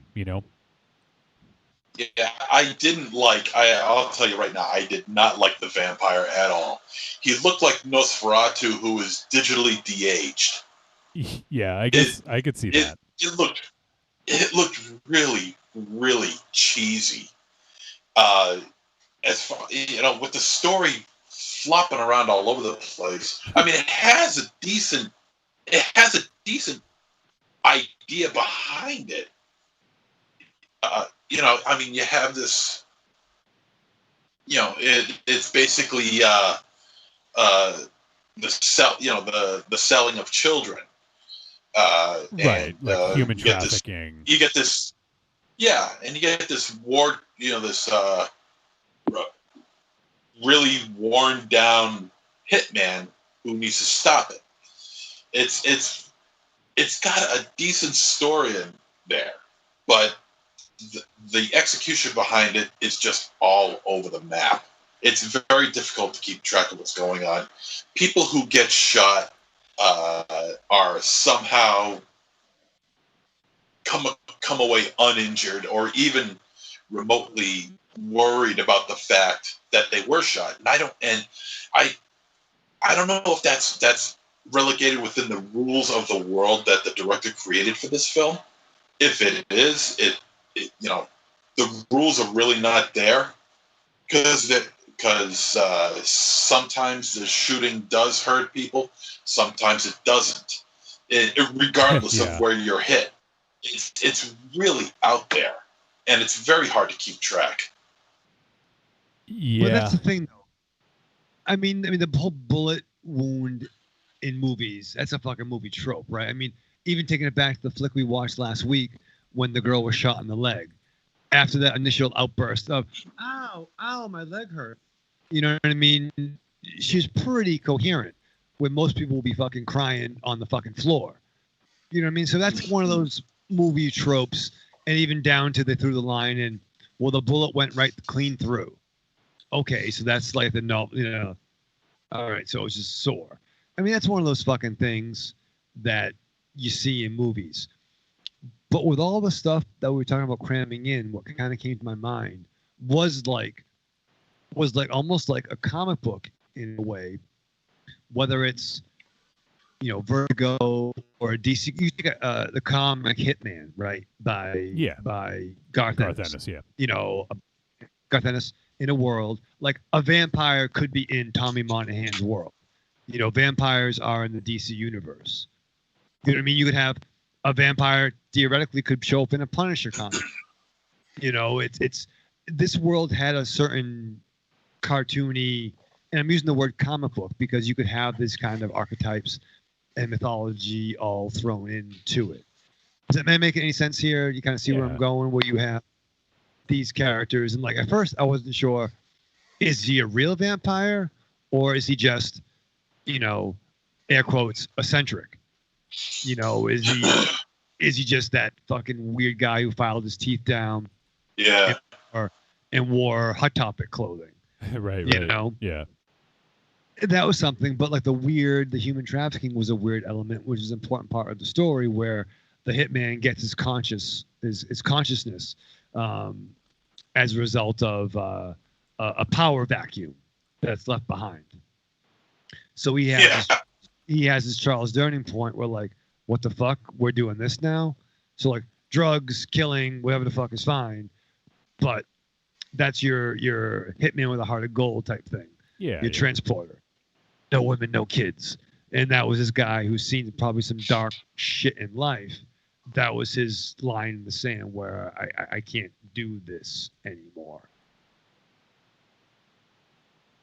Type thing. Yeah. There's something kind of endearing about this, but like there's something like it was filmed beautifully. Like there's some really cool stuff going on here, and there's something just kind of endearing about it. But it just is a little all over the place, and it's really difficult to get a grasp on what they're trying to do. So narratively, it's a bit of a mess. I hate to say, you know. And that's challenging because you look at both versions of the characters, and they're both wearing black gloves. Yeah, you know, so that was obviously intentional, and that it comes into play. I don't know if we want to ruin that or I'm ruining it, but it's something that I like seeing that surprise on a certain character's face. But I didn't quite understand was one the Earth 1, Earth 2 version of the character? Yeah, and that's and they each had, and obviously there's similarities because they both had the same, you know, because he was sent to eventually go get the pinky finger from the maestro, and he had a black nail, and they both did, you know. So like there's definitely some similarities there, but yeah. So I don't know. Like it's and. I mean, unless I just completely missed the boat and I missed something. Otherwise, I just feel like, you know, it's just difficult to really kind of get a grasp of. And if it was a dream, like what was the dream? Like whose character was it? Was it the, you know, the heroine? I don't know. By heroine, I mean heroine. Well, I think injection. Okay. The more I thought about it, the more I think that Dreamland is literally just that. It's a land. It's a place. It's an actual physical place. That it's not something that lands in anybody's mind. I think that's part of the reason why it was filmed in Luxembourg, because it's one of those places that you don't really hear about movies being made in anymore. You know, or ever, maybe before ever. I don't know, but I mean, I don't know any films that are filmed in Luxembourg. Maybe there's a bunch. I don't know, but it's certainly. I think because of that, it comes off as a dreamlike place because nobody ever really films there. So maybe that's the reason why it was filmed in Luxembourg. Because I was thinking about that. I was like, why is this movie set in Luxembourg, you know, and I couldn't really put my finger on it. And then it's like, well, there's not that many films filmed there, as far as I know. I didn't really look it up, but it certainly seems like a backwards place as far as I think maybe the rest of the world is concerned, because we never really see this country. So maybe that has something to do with it. I don't know. It's just a thought. Yeah, I mean, it could be. I've never looked up the history of film in Luxembourg, so I don't know. But I want to just read a quick review, because I kind of agree. Sometimes I stumble over my words about trying to, figure out what to say about a movie when, especially like this one, it's a little, off kilter. But it says Bruce McDonald's Dreamland is a half-remembered nightmare. It's full of incomprehensible flashes of striking imagery, most of which won't make sense in the morning. But in the moment, you're watching Dreamland. You'll feel the restlessness of its messy story, the fitful starts and stops of its erratic editing, and the laden quality of its action sequences, which has all the grace of someone who took a Benadryl pill too early. McDonald's film, it's pretty good. McDonald's film mines features from the John Wick series and some passing resemblances to Leon the Professional, and You Were Never Really Here, but leaves behind any of the brilliance that made those movies memorable. So I was trying to think of it. Yeah, I could kind of get with that. And that's just, let me get the author here. It's Monica Castillo on RogerEbert.com. So. Yeah, I was trying to think of that whole setting, and I'm thinking, definitely Leon the Professional, definitely. Yeah. So I think that's a great way to kind of encapsulate it. I liked a lot of what they tried with this, and I think that there was some interesting ideas. It was well filmed, but it just, at the end of the day, it just doesn't make much sense, and it's difficult to tell what's going on. Yeah, it's a bit of a mess. It really is. I'm sure in McDonald's mind, it all makes sense, but I think the movie would only make sense to him, completely. Like he understands every little thing. I don't think anybody watching this will get the grasp of what McDonald was trying to do, because I didn't. And it doesn't sound like many of you guys did either. Yeah. Oh, man. But I will say, because of the bizarreness of this world that McDonald has created, the fact that McHattie plays a dual role, and the fact that Juliette Lewis puts in, I think, the best performance in the film.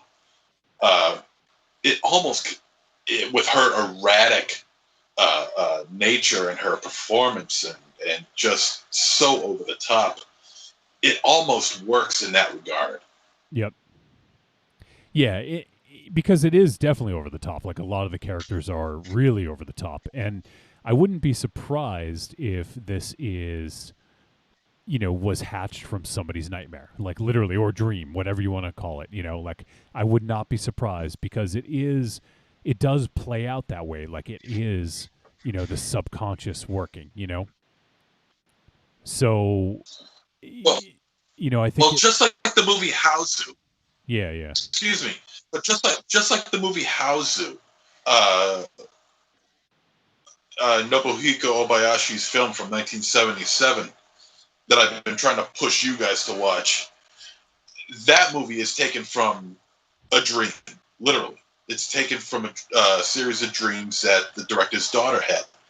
But at least as crazy and as insane as that movie is, and it is truly insane, at least there's some coherence involved. Yeah.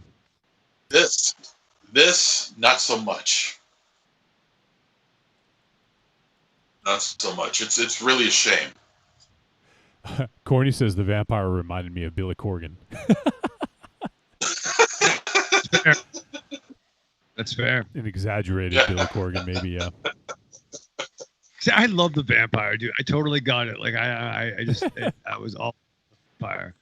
I mean, and in a weird fucking way. Good. No, go ahead. Go ahead. Like there was some dark shit in this flick. Is it weird that is this fucking some sick fucking twisted shit?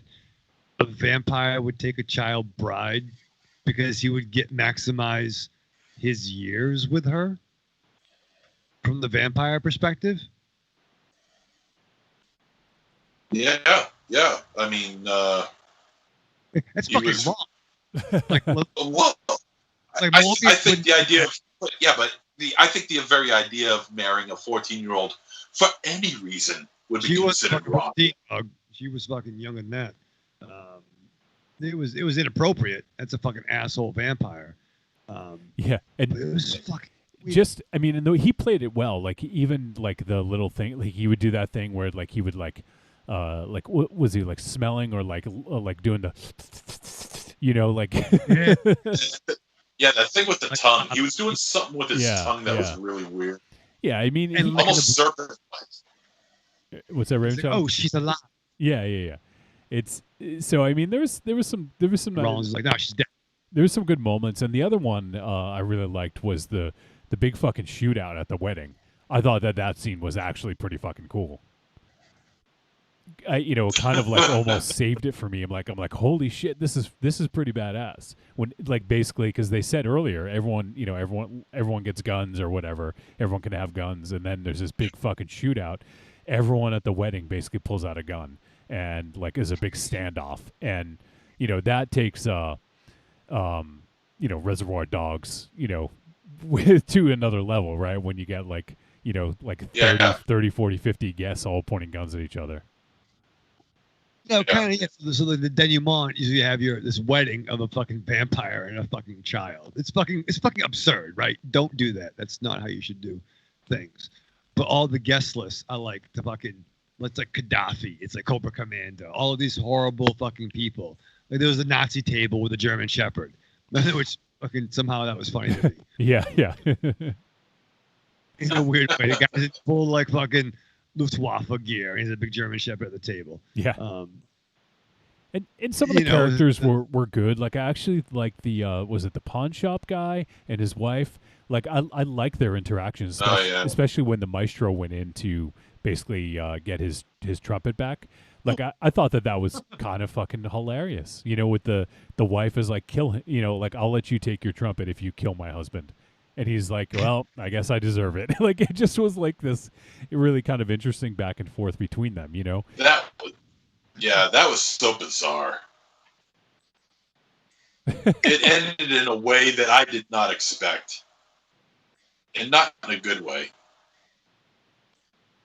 No, I thought that was fun. I mean, there was definitely some fun stuff in this, but overall, like that reviewer is definitely right. It plays like a dream, and it just so many things happen that don't necessarily knit together all that well, Now, John, take it back to the. I did enjoy the end scene. Am I the only one? And then maybe the article mentioned it. Was the action a little bit kind of lackluster? And was that the point of it being that way? Almost like lethargic action. I don't know if it was the point. So, I'm not sure. But, yeah, I mean, like I said, I mean, this isn't... It's not a complete failure. I think there's some cool stuff, but I really would have liked to have a better through line with the narrative that just made a little bit more sense as to what was going on. Like, I understand making a film like a dream. Like, I can appreciate that. Like, like MZ said with Hausu, which I haven't seen yet, or, Dreams from Akira Kurosawa, or, countless others. There's others that I can just think of. What's up? Wet Dreams May Come, the Robin Williams movie. Yeah. Oh yeah. Yeah. Matt. So I can appreciate that, but it just didn't really work in this, It didn't. And that's a damn shame, because if he's attaching this movie to Pontypool, then he fell right off the ladder. Yeah. like he fell off the ladder and went thud. I mean, in a big thud. It's a shame too. Yeah, it is a shame. Like I said, I think there's a lot of good here, but just overall, it's just kind of a bit of a jumbled mess at times, anyways. And yeah, it's. I mean, I think we're getting towards the end here of what we can say about it, because it is difficult to follow the narrative and to talk about it in a linear method. So I don't know. Do you guys have anything to add before we head to the verdict? There's really nothing else left to say about it. I don't think so. Okay, let's do it then. Trick or treat, baby. I wonder if people would say you're a trick or a treat. Trick or treat, motherfucker. All right, it is verdict time. And we're going to let you know whether Dreamland was a trick or treat and any final thoughts we may have. Let's start with MZ. Well, if like I said, if he's attaching this to Pontypool, it's not a very good one, spiritually or story-wise or otherwise. This movie just fell flat. He tried to create this somewhat dystopian world where the dream is alive, but the dream is not all that well. And the dream is highly convoluted, as dreams normally are. If that's the narrative that he was setting up for us in this movie,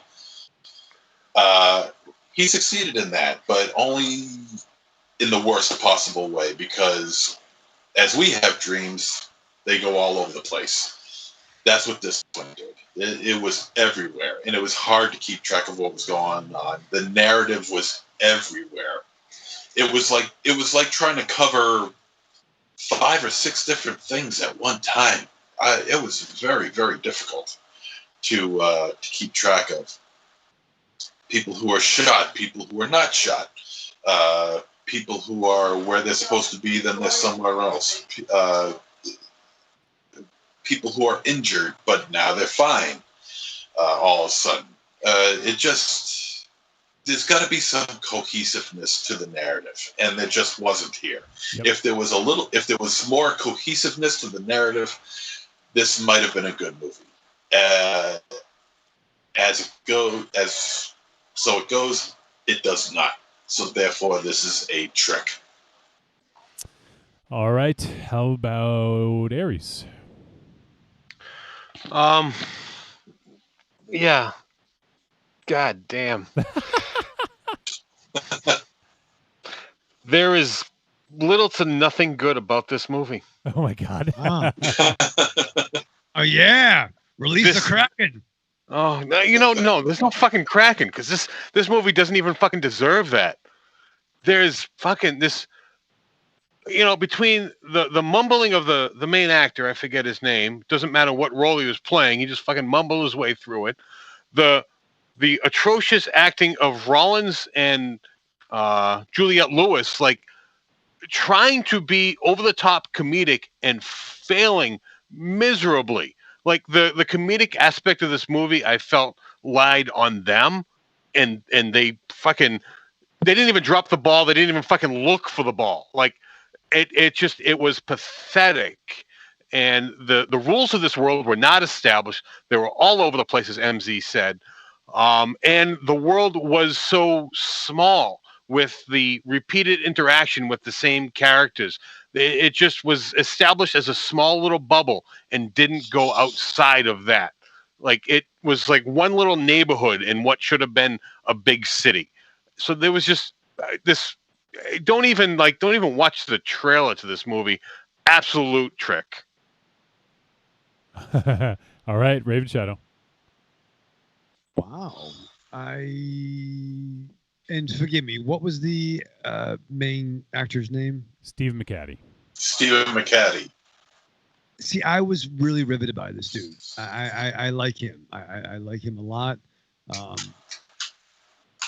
Yeah, I was projecting a bit in certain scenes, but I liked the character a lot, and I think for dual performance, it was done pretty well. Really better than the fucking Van Damme movie from many years ago. Itself twice. Come on, that's good. Wait, you're me? I'm you. Double Impact. Is that what that picture? Is that on Tubi? Yeah. I watched that one. Is that on Tubi? It's got to be Tommy Tubi. Yeah, it was a lot going on with this picture. I don't know, man. It was a fucking lot. I don't know. I like that. I think Juliette Lewis looked fucking great, but she was definitely kind of wasted in this. There's a lot going on. And the action to me seemed very lethargic. It seemed like they gave all the stuntmen the Razapam and like 4 Heinekens, and everyone just kind of like moved it in slow motion. So when I asked the question, like, was it on purpose? Like, it just seemed, even like when they're moving with the cake as their shield, it seemed very, I don't know, very limp. Some of the action scenes and sequences, and why it goes I can only imagine there's a true reason for that. I don't know. Overall, I enjoyed the main character's performance. I was into that, but there are too many questions. And if what was maybe going to explain a few things left on the cutting room floor, then maybe leave those few minutes in. I think I haven't heard Johnny's review yet, but from what we've talked about, I think we're all close to being on the same page about missing something, but I was into it into the end. I would say this is a good treat, mostly for the dual role, because I was into that. A vampire. He made me smile. For me, yeah, I'm gonna have to go for a trick on this one because I think they did some cool things. Like I said, I don't think that this is a complete fail. I think that the movie shot well. I think they did some interesting things with it, but overall, it doesn't have this good narrative through line that really hooked me. And, as we talk about when you're not engaged, that you're going to pick things out like that, right? So that was the thing for me, I think, is that it just really was a little bit all over the place. And I liked a lot of the ideas. I liked some of the scenes. Like I said, I love that the wedding scene at the end when everyone pulls out their fucking guns. Like there was some good stuff in this, but overall, I think it just falls a little flat. And for me, yeah, this is going to be a trick for me. So it's too bad because I was actually really looking forward to this one when I was like, holy shit, a Bruce McDonald film. And then during the week, I read that it was a spiritual successor to Pontypool, and I was like, holy fuck, yes. I was so excited. And it just did not land. It just didn't land for me. And, it's a shame because I think that there is some interesting stuff here. But, yeah, I don't know. Trick for me, man. Marion says, this movie tried too hard to be David Lynchian or a cult film. I found very little to like about it. So, yeah, there you go. Marion didn't like it. Evil Corny did say that the main character had Raven Shadow's hair, though. Thank you. I think you got better. I think you got better hair than Steve McCaddy. I think, yeah. And thank you for the reference, Corny, but I would agree. Yeah. He should. He combs it all the time. That's true. Uses Pantene. Yeah. Yeah, Pantera. Pantera. What do you use in your hair? Pantera. No, yeah. Pantera. All right, so that is going to wrap up our discussion of Dreamland. It is available on VOD if you guys are willing to give it a shot. If you're a huge fan of Bruce McDonald, Steve McCaddy. I mean, Steve McCaddy's performance is really good in this, and Juliette Lewis is over the top, and she's fun, and even Henry Rollins is fun. So the performances, I think, are fine. There's nothing wrong with that, but overall, it's just not. There's not a lot that is gonna just stick to you, you know. So if you're interested, though, give it a look. I mean, you know, like support. I'm glad that Bruce McDonald is still making films. I just hope he can maybe retain that the beauty that is Pontypool one more time. So, all right. So for next week, we had a quick little discussion about what we're going to do, because there's obviously not a lot of new stuff out there because stuff's getting pushed back. There is some VOD stuff that's coming out, but there was nothing that really grabbed me that's coming out this week or the last couple weeks. So we're going to go back a couple weeks here, actually a couple months, I believe, and we're going to do a Netflix pick. And this film is called The Platform. I think some people were actually asking if we were going to do this a while back, and obviously we haven't done it yet. So, but now we're going to take the opportunity and John? Yes. Raven Shadow, yes. Can you hear me? Yeah, I lost you. I was scared. Okay, well, I'm there. Don't worry.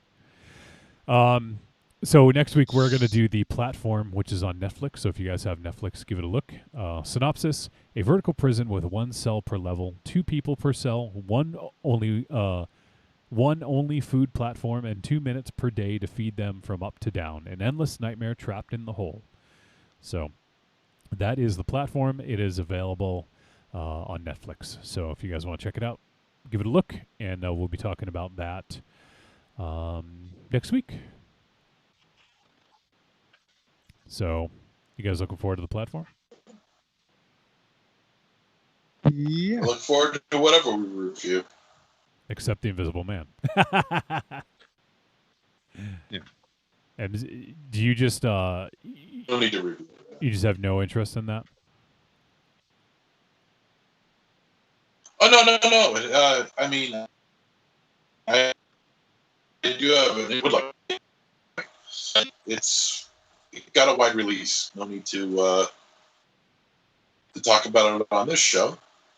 Yeah, but didn't we do the we last do. 2 shows that top grossing pictures of in theaters right now? Yeah, I mean, yeah. Right? Well, theaters, finger quotes. Yeah, the one theater. Drive-ins. So yeah, it'll be interesting to see what happens.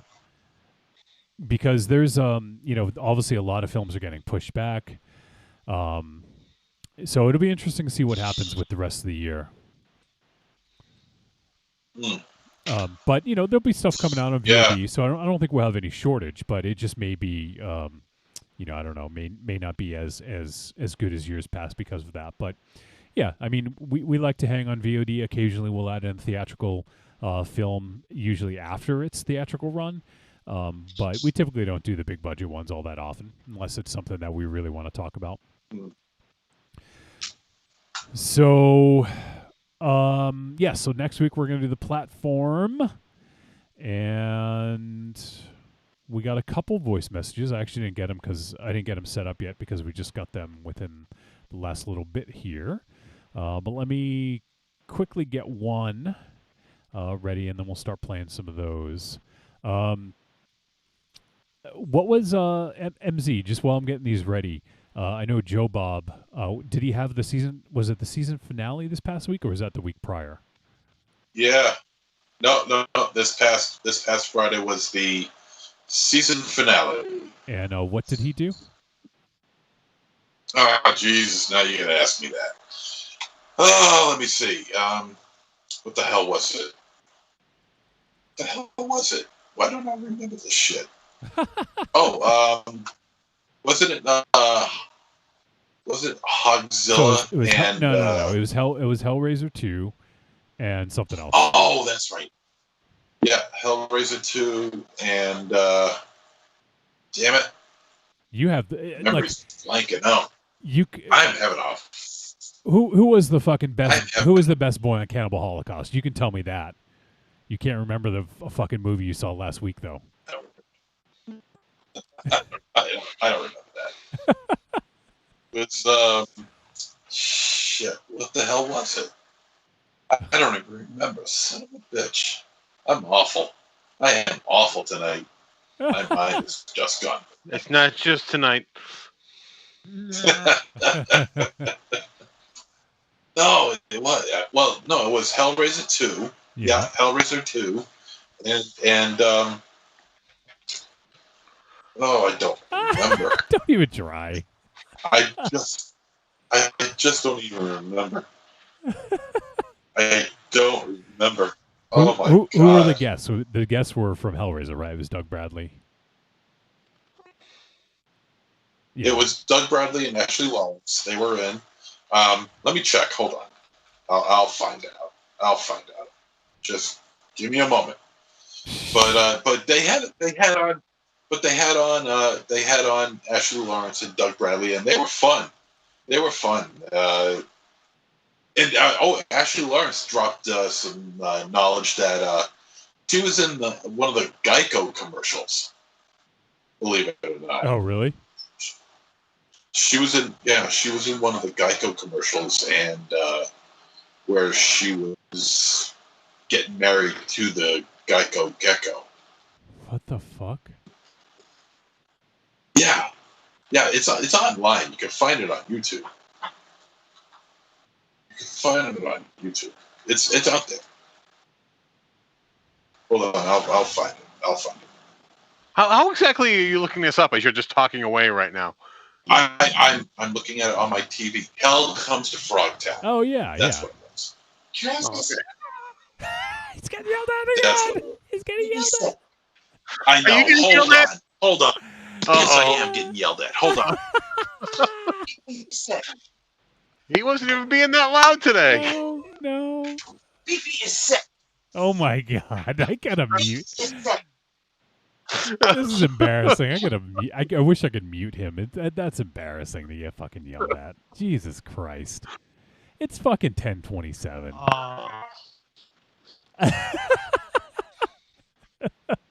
That's back to the studio, dude. Yeah.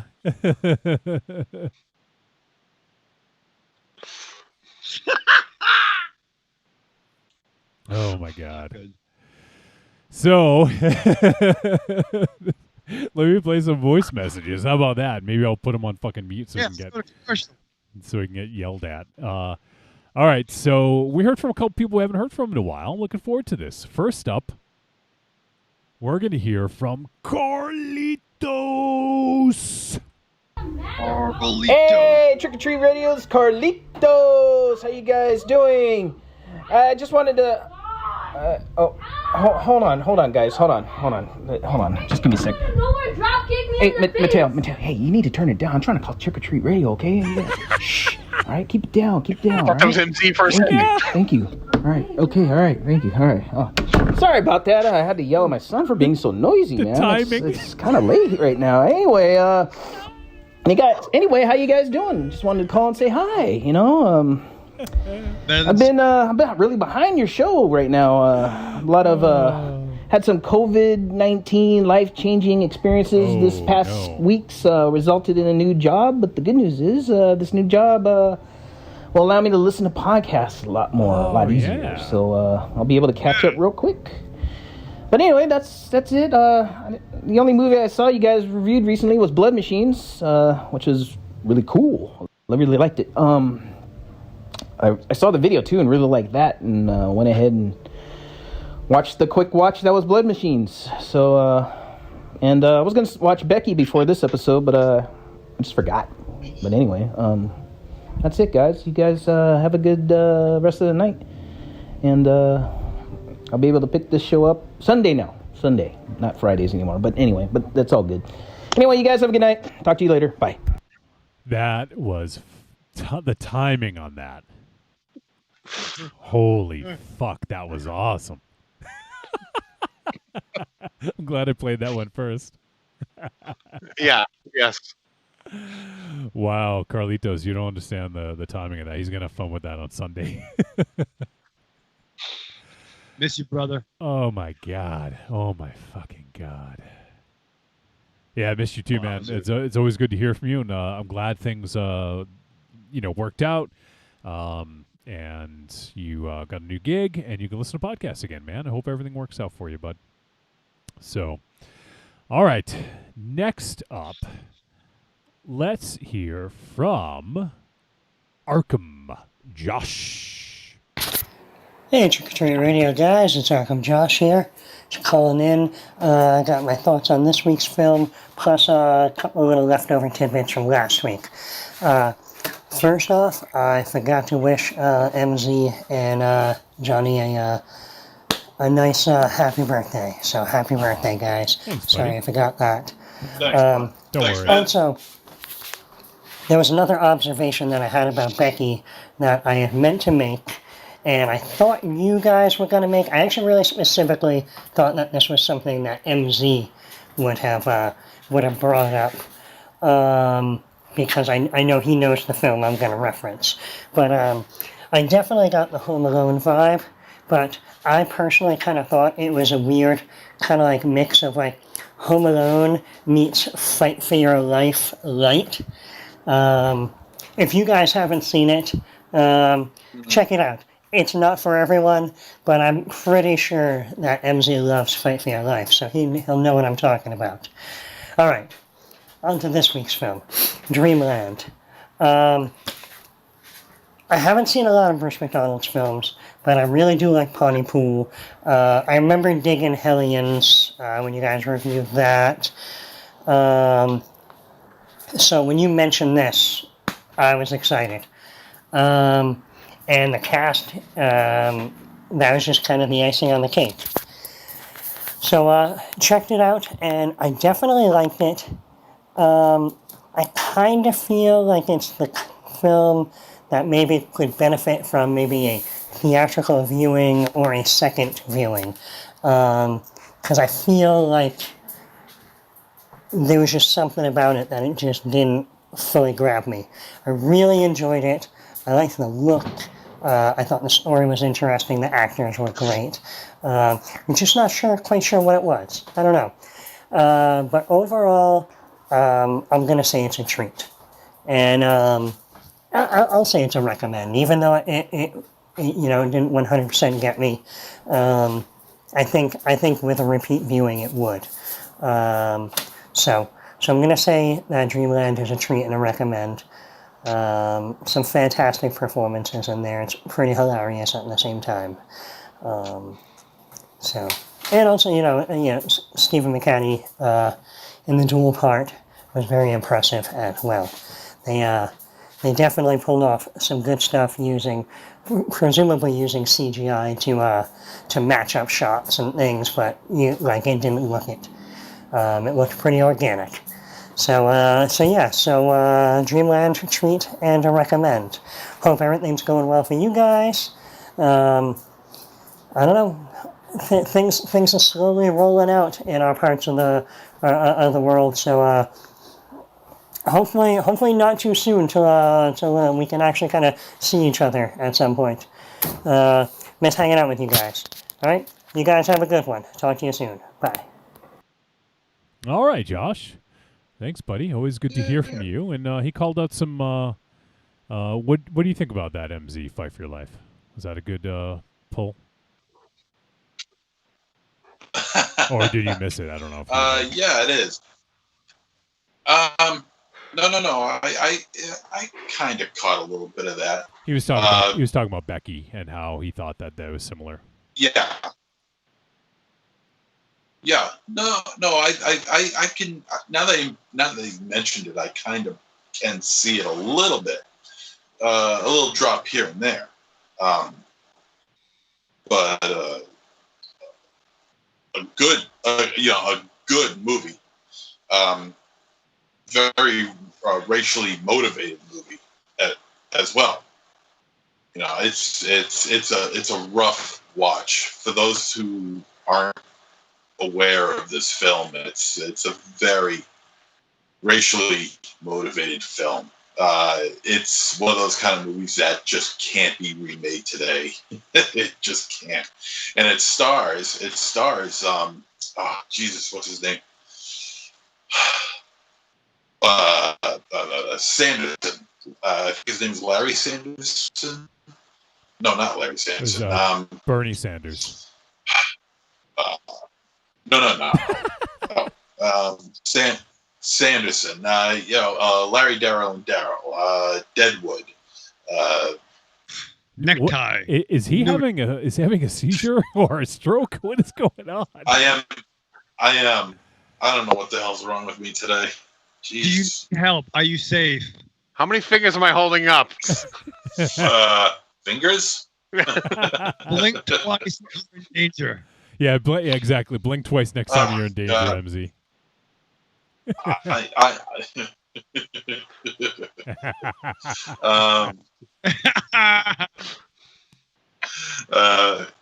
But he stars in the movie. He was at Rocket Shock a few years back. I can't remember his name though. God damn it! I'm awful. I'm just terrible today. Today. But anyway, it's a very, very racially motivated movie. It's a very good movie.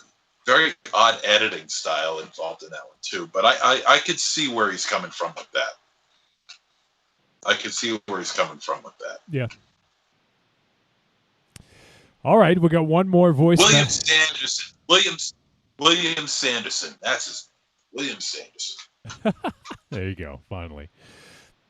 I knew I'd get it. All right, we got one more voice message. Raven Shadow. You strapped in? Strapped on? Oh. You got something ready for Bomba Radio? Because it's time for Nathan Cotton Coy Vance Duke. Hey, Trick or Treat Radio. This is Cody. It was interesting to hear your conversation with Becky last week. You guys definitely enjoyed it more than I did, which isn't to say I didn't like it, but it just didn't get quite where I wanted it to. I'm a big fan of like home invasion stuff and kind of like hardcore, like Home Alone kind of situations. And it started, and I thought, yeah, this is gonna do the trick. By the end of it, it just didn't quite. I like unanswered questions and things left sort of undefined. But there's some sort of element to the character of Becky that just doesn't click for me. I feel like she's just a little. That character is just a little underdeveloped. There should be like when they go from a kid to like a killer or whatever, or really just the person who is being like antagonized when they turn into the person that's getting revenge. I feel like they have to have a good scene where like the switch flips, and I feel like Becky never really quite gets there. She just seems like and 1 second I'm not killing people, and the next second I am. So I'd like it if there were a little bit more of something to her with that. It really reminded me a lot of a movie called The Aggression Scale that came out like 10 years ago, which is nearly identical, except it's about a boy. The bad guys are Ray Wise and Dana Ashbrook, and the most recent Jason, who's in bald guy, he was Swamp Thing and Predator and everything else. The plot is almost identical too. I think they move into a new house, and these guys left some money there. It's pretty similar, and I really thought I was going to like Becky more, but in the end, it's just kind of liked him the same. Nice to see Kevin James kind of branching out. Y'all talked so much about wrestling last week. I was surprised when you brought this up. He and Mick Foley were on the same high school wrestling team. Oh, so, actually, how about that? In any case, I hope you've enjoyed the movie you selected for tonight. Have a good show. I'll talk to you soon. Bye. All right, Cody. Good to hear from you, buddy. I hope everything's going well. Hope you're staying safe. We love hearing from you, man. So, Raven Shadow, what do you got to say? You got a message for Cody? What do you got to say to him? I love you. I need to be inside you. No. I want you inside me. No. Don't be fucking crass, John, because you know how. No. I did hear that about him and the Mick Foley. No, I love Cody. I think he's awesome. He makes me smile, and he's coming to the Blackout Bacchanalia. Soon. Yeah. Is that what it's called now? Yeah. You know what that is? How do you spell Bacchanalia? Blackout Bacchanalia? I don't know, but it's based on Bacchus, right? Remember him? He's the fucking Roman god, the celebration, inebriation, all kinds of partying, and that's the thing. The Bacchanalia. Yeah. Is the thing. So if you do like Bacchus and Bacchanalia, that's the whole thing. But yeah, it's a Blackout Bacchanalia. I'm gonna just keep saying that over and over again. Are you just making up words? No, that's what it sounds like to me. No, it's Johnny. Use your little fingers on the keyboard and make science happen. What Bacchanalia? Yeah. Yeah. The Bacchanalia were Roman festivals of Bacchus, based on various ecstatic elements of the Greek Dionysia. They seem to have been popular and well organized throughout the central and southern Italian peninsula. Yours will not be well organized, though, unfortunately. Yeah, I was just going to say that. That would be the difference. Not well organized. I'm half Italian. Okay, so no, we're gonna figure it out. I'm gonna get Tony F on board. He's coming over. You know what I mean? That's Anthony Fulci. He'll figure it out. I'll listen to him. But no, it'd be exciting. That's what I'm trying to say. And thank you for backing me up there, John. Of course. Thank you, brother. So, all right. Well, there you go. Cody is going to be at the Blackout Bacchanalia. The invite is in the mail, Cody. Who knows when that'll be? But actually, no, it's not in the mail. It'll be in the mail 8 months after it happens. Yeah, but I don't know what Cody he's always driving. He's always moving. He moved like 4 times since we've been doing this show. I think it was like twice. All right. Well, 2 is divided by 4. You could message him. You could. Well, no, he couldn't. He couldn't. I like getting message first. That's why I don't friend people, because I get anxiety that they won't friend me back. Do you guys don't get that? Jesus. No, that's fine. No, but if you message me, I mean, I'll friend you. I just don't make me do it first. Well, Cody isn't on Facebook. I know that. So, what do you do then, He's Radio not? Chatter? What do you do? Well, how do I text him my number? Well, just tell him your number over the air. Only he'll hear it. So, all right. Everyone block ears. Everyone block ears. Oh yeah, earmuffs. This is for Cody only. Cody, contact Johnny. I was hoping you were going to give your number to Cody. Yeah, it's got a 5 in it. No, it doesn't. It doesn't have a 5. Wait, no. It's a 508 area code. 867-530-2B. Yeah, 867-530-2B. Give me a smoke signal. I'll type for you. I'm not sure where Cody is. I like him. I want to hang with that dude. We're gonna fucking pod. Well, when all said and done, the Blackout Bacchanalia. There you go. Yeah, it's gonna be fucking nuts. Stay over, dude. Not weird. Don't be weird, because you guys are getting fucking weird about that. Just be nice. Who's getting weird? You're getting weird. You're being paranoid. Yeah, I am. Yeah. I got medical problems. Oh, it's not. It's more than that. You have your own problems, sir, by the way. Just throwing that out there. I'm aware of that. All right. Was there anything else you guys wanted to bring up before we say goodbye? No? Nothing? No? Rest in peace, Joe Synott. Jack Kirby's tag team partner and inker. Oh, yeah. Yeah, passed away at 90 plus something. One of the last of the greatest generation and a huge influence on comics. So thank you, Joe Synott. I don't think he heard you, but... No, he didn't. I'm pretty sure he didn't listen before. And I'm pretty confident that he's not listening now because he's passed. But the man was a fucking legend. Well, all right. All right. Well, fine. Oh, God. Jesus Christ. You got something, MZ? No, I don't. Okay. I'm just you keeping it down for the wrap up.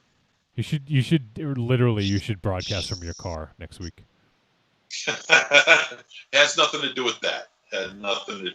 Okay. Just come over, dude. Did you leave the toilet seat up? No. Did you forget to flush? No. What was it then? Trash. No, my cat is sick. Oh. That's not your fault. Just found out. Oh, do you need to go? Oh, I know. No, because it's not going to change anything if I'm on the air or not. All right, well, then go tend to your cat. We'll end the show. So, all right. Well, that is going to do it for this episode of Trick or Treat Radio. Once again, we are getting a little closer. We're a month away now from the 8-year anniversary. We got some thoughts. We got to talk about our Patreon show coming up as well for July. So we got some stuff coming up. And, yeah, so let's go around the room and say goodbye, starting with MZ. Arrivederci, douchebags. Aries. Goodbye. Raven Shadow. Live fast, love hard, and put your fucking mask on. Yes, please. Do you have a mask, Raven Shadow? I got a bunch of them. Oh, nice. You should take a Don't selfie. ask him, please. Oh, take a selfie with one. I will. I got 7 of them. And they're reversible. Nice. That's 14 then. So I can Oh, God. I'm going to coordinate with suits, all kinds of stuff. You don't even fucking know. All right. Well, that is going to do it for episode 413 of Trick or Treat Radio. We appreciate everyone hanging out. We had a good group of folks hanging out for the show tonight. We appreciate you tuning in and spending your Thursday nights with us. And we appreciate everyone who sent in the voice messages. Great to hear from Nathan, Carlitos, and also Josh. Good to hear from you guys. And also for everyone listening to the podcast, we appreciate you more than you think. If you think we appreciate you a lot, we appreciate you even more than that. Right, Raven Shadow? We appreciate you 3,000. All right, there you go. So, well, that is going to do it. Everyone stay safe out there. Be cool, and we'll see you guys next week, all right? See ya.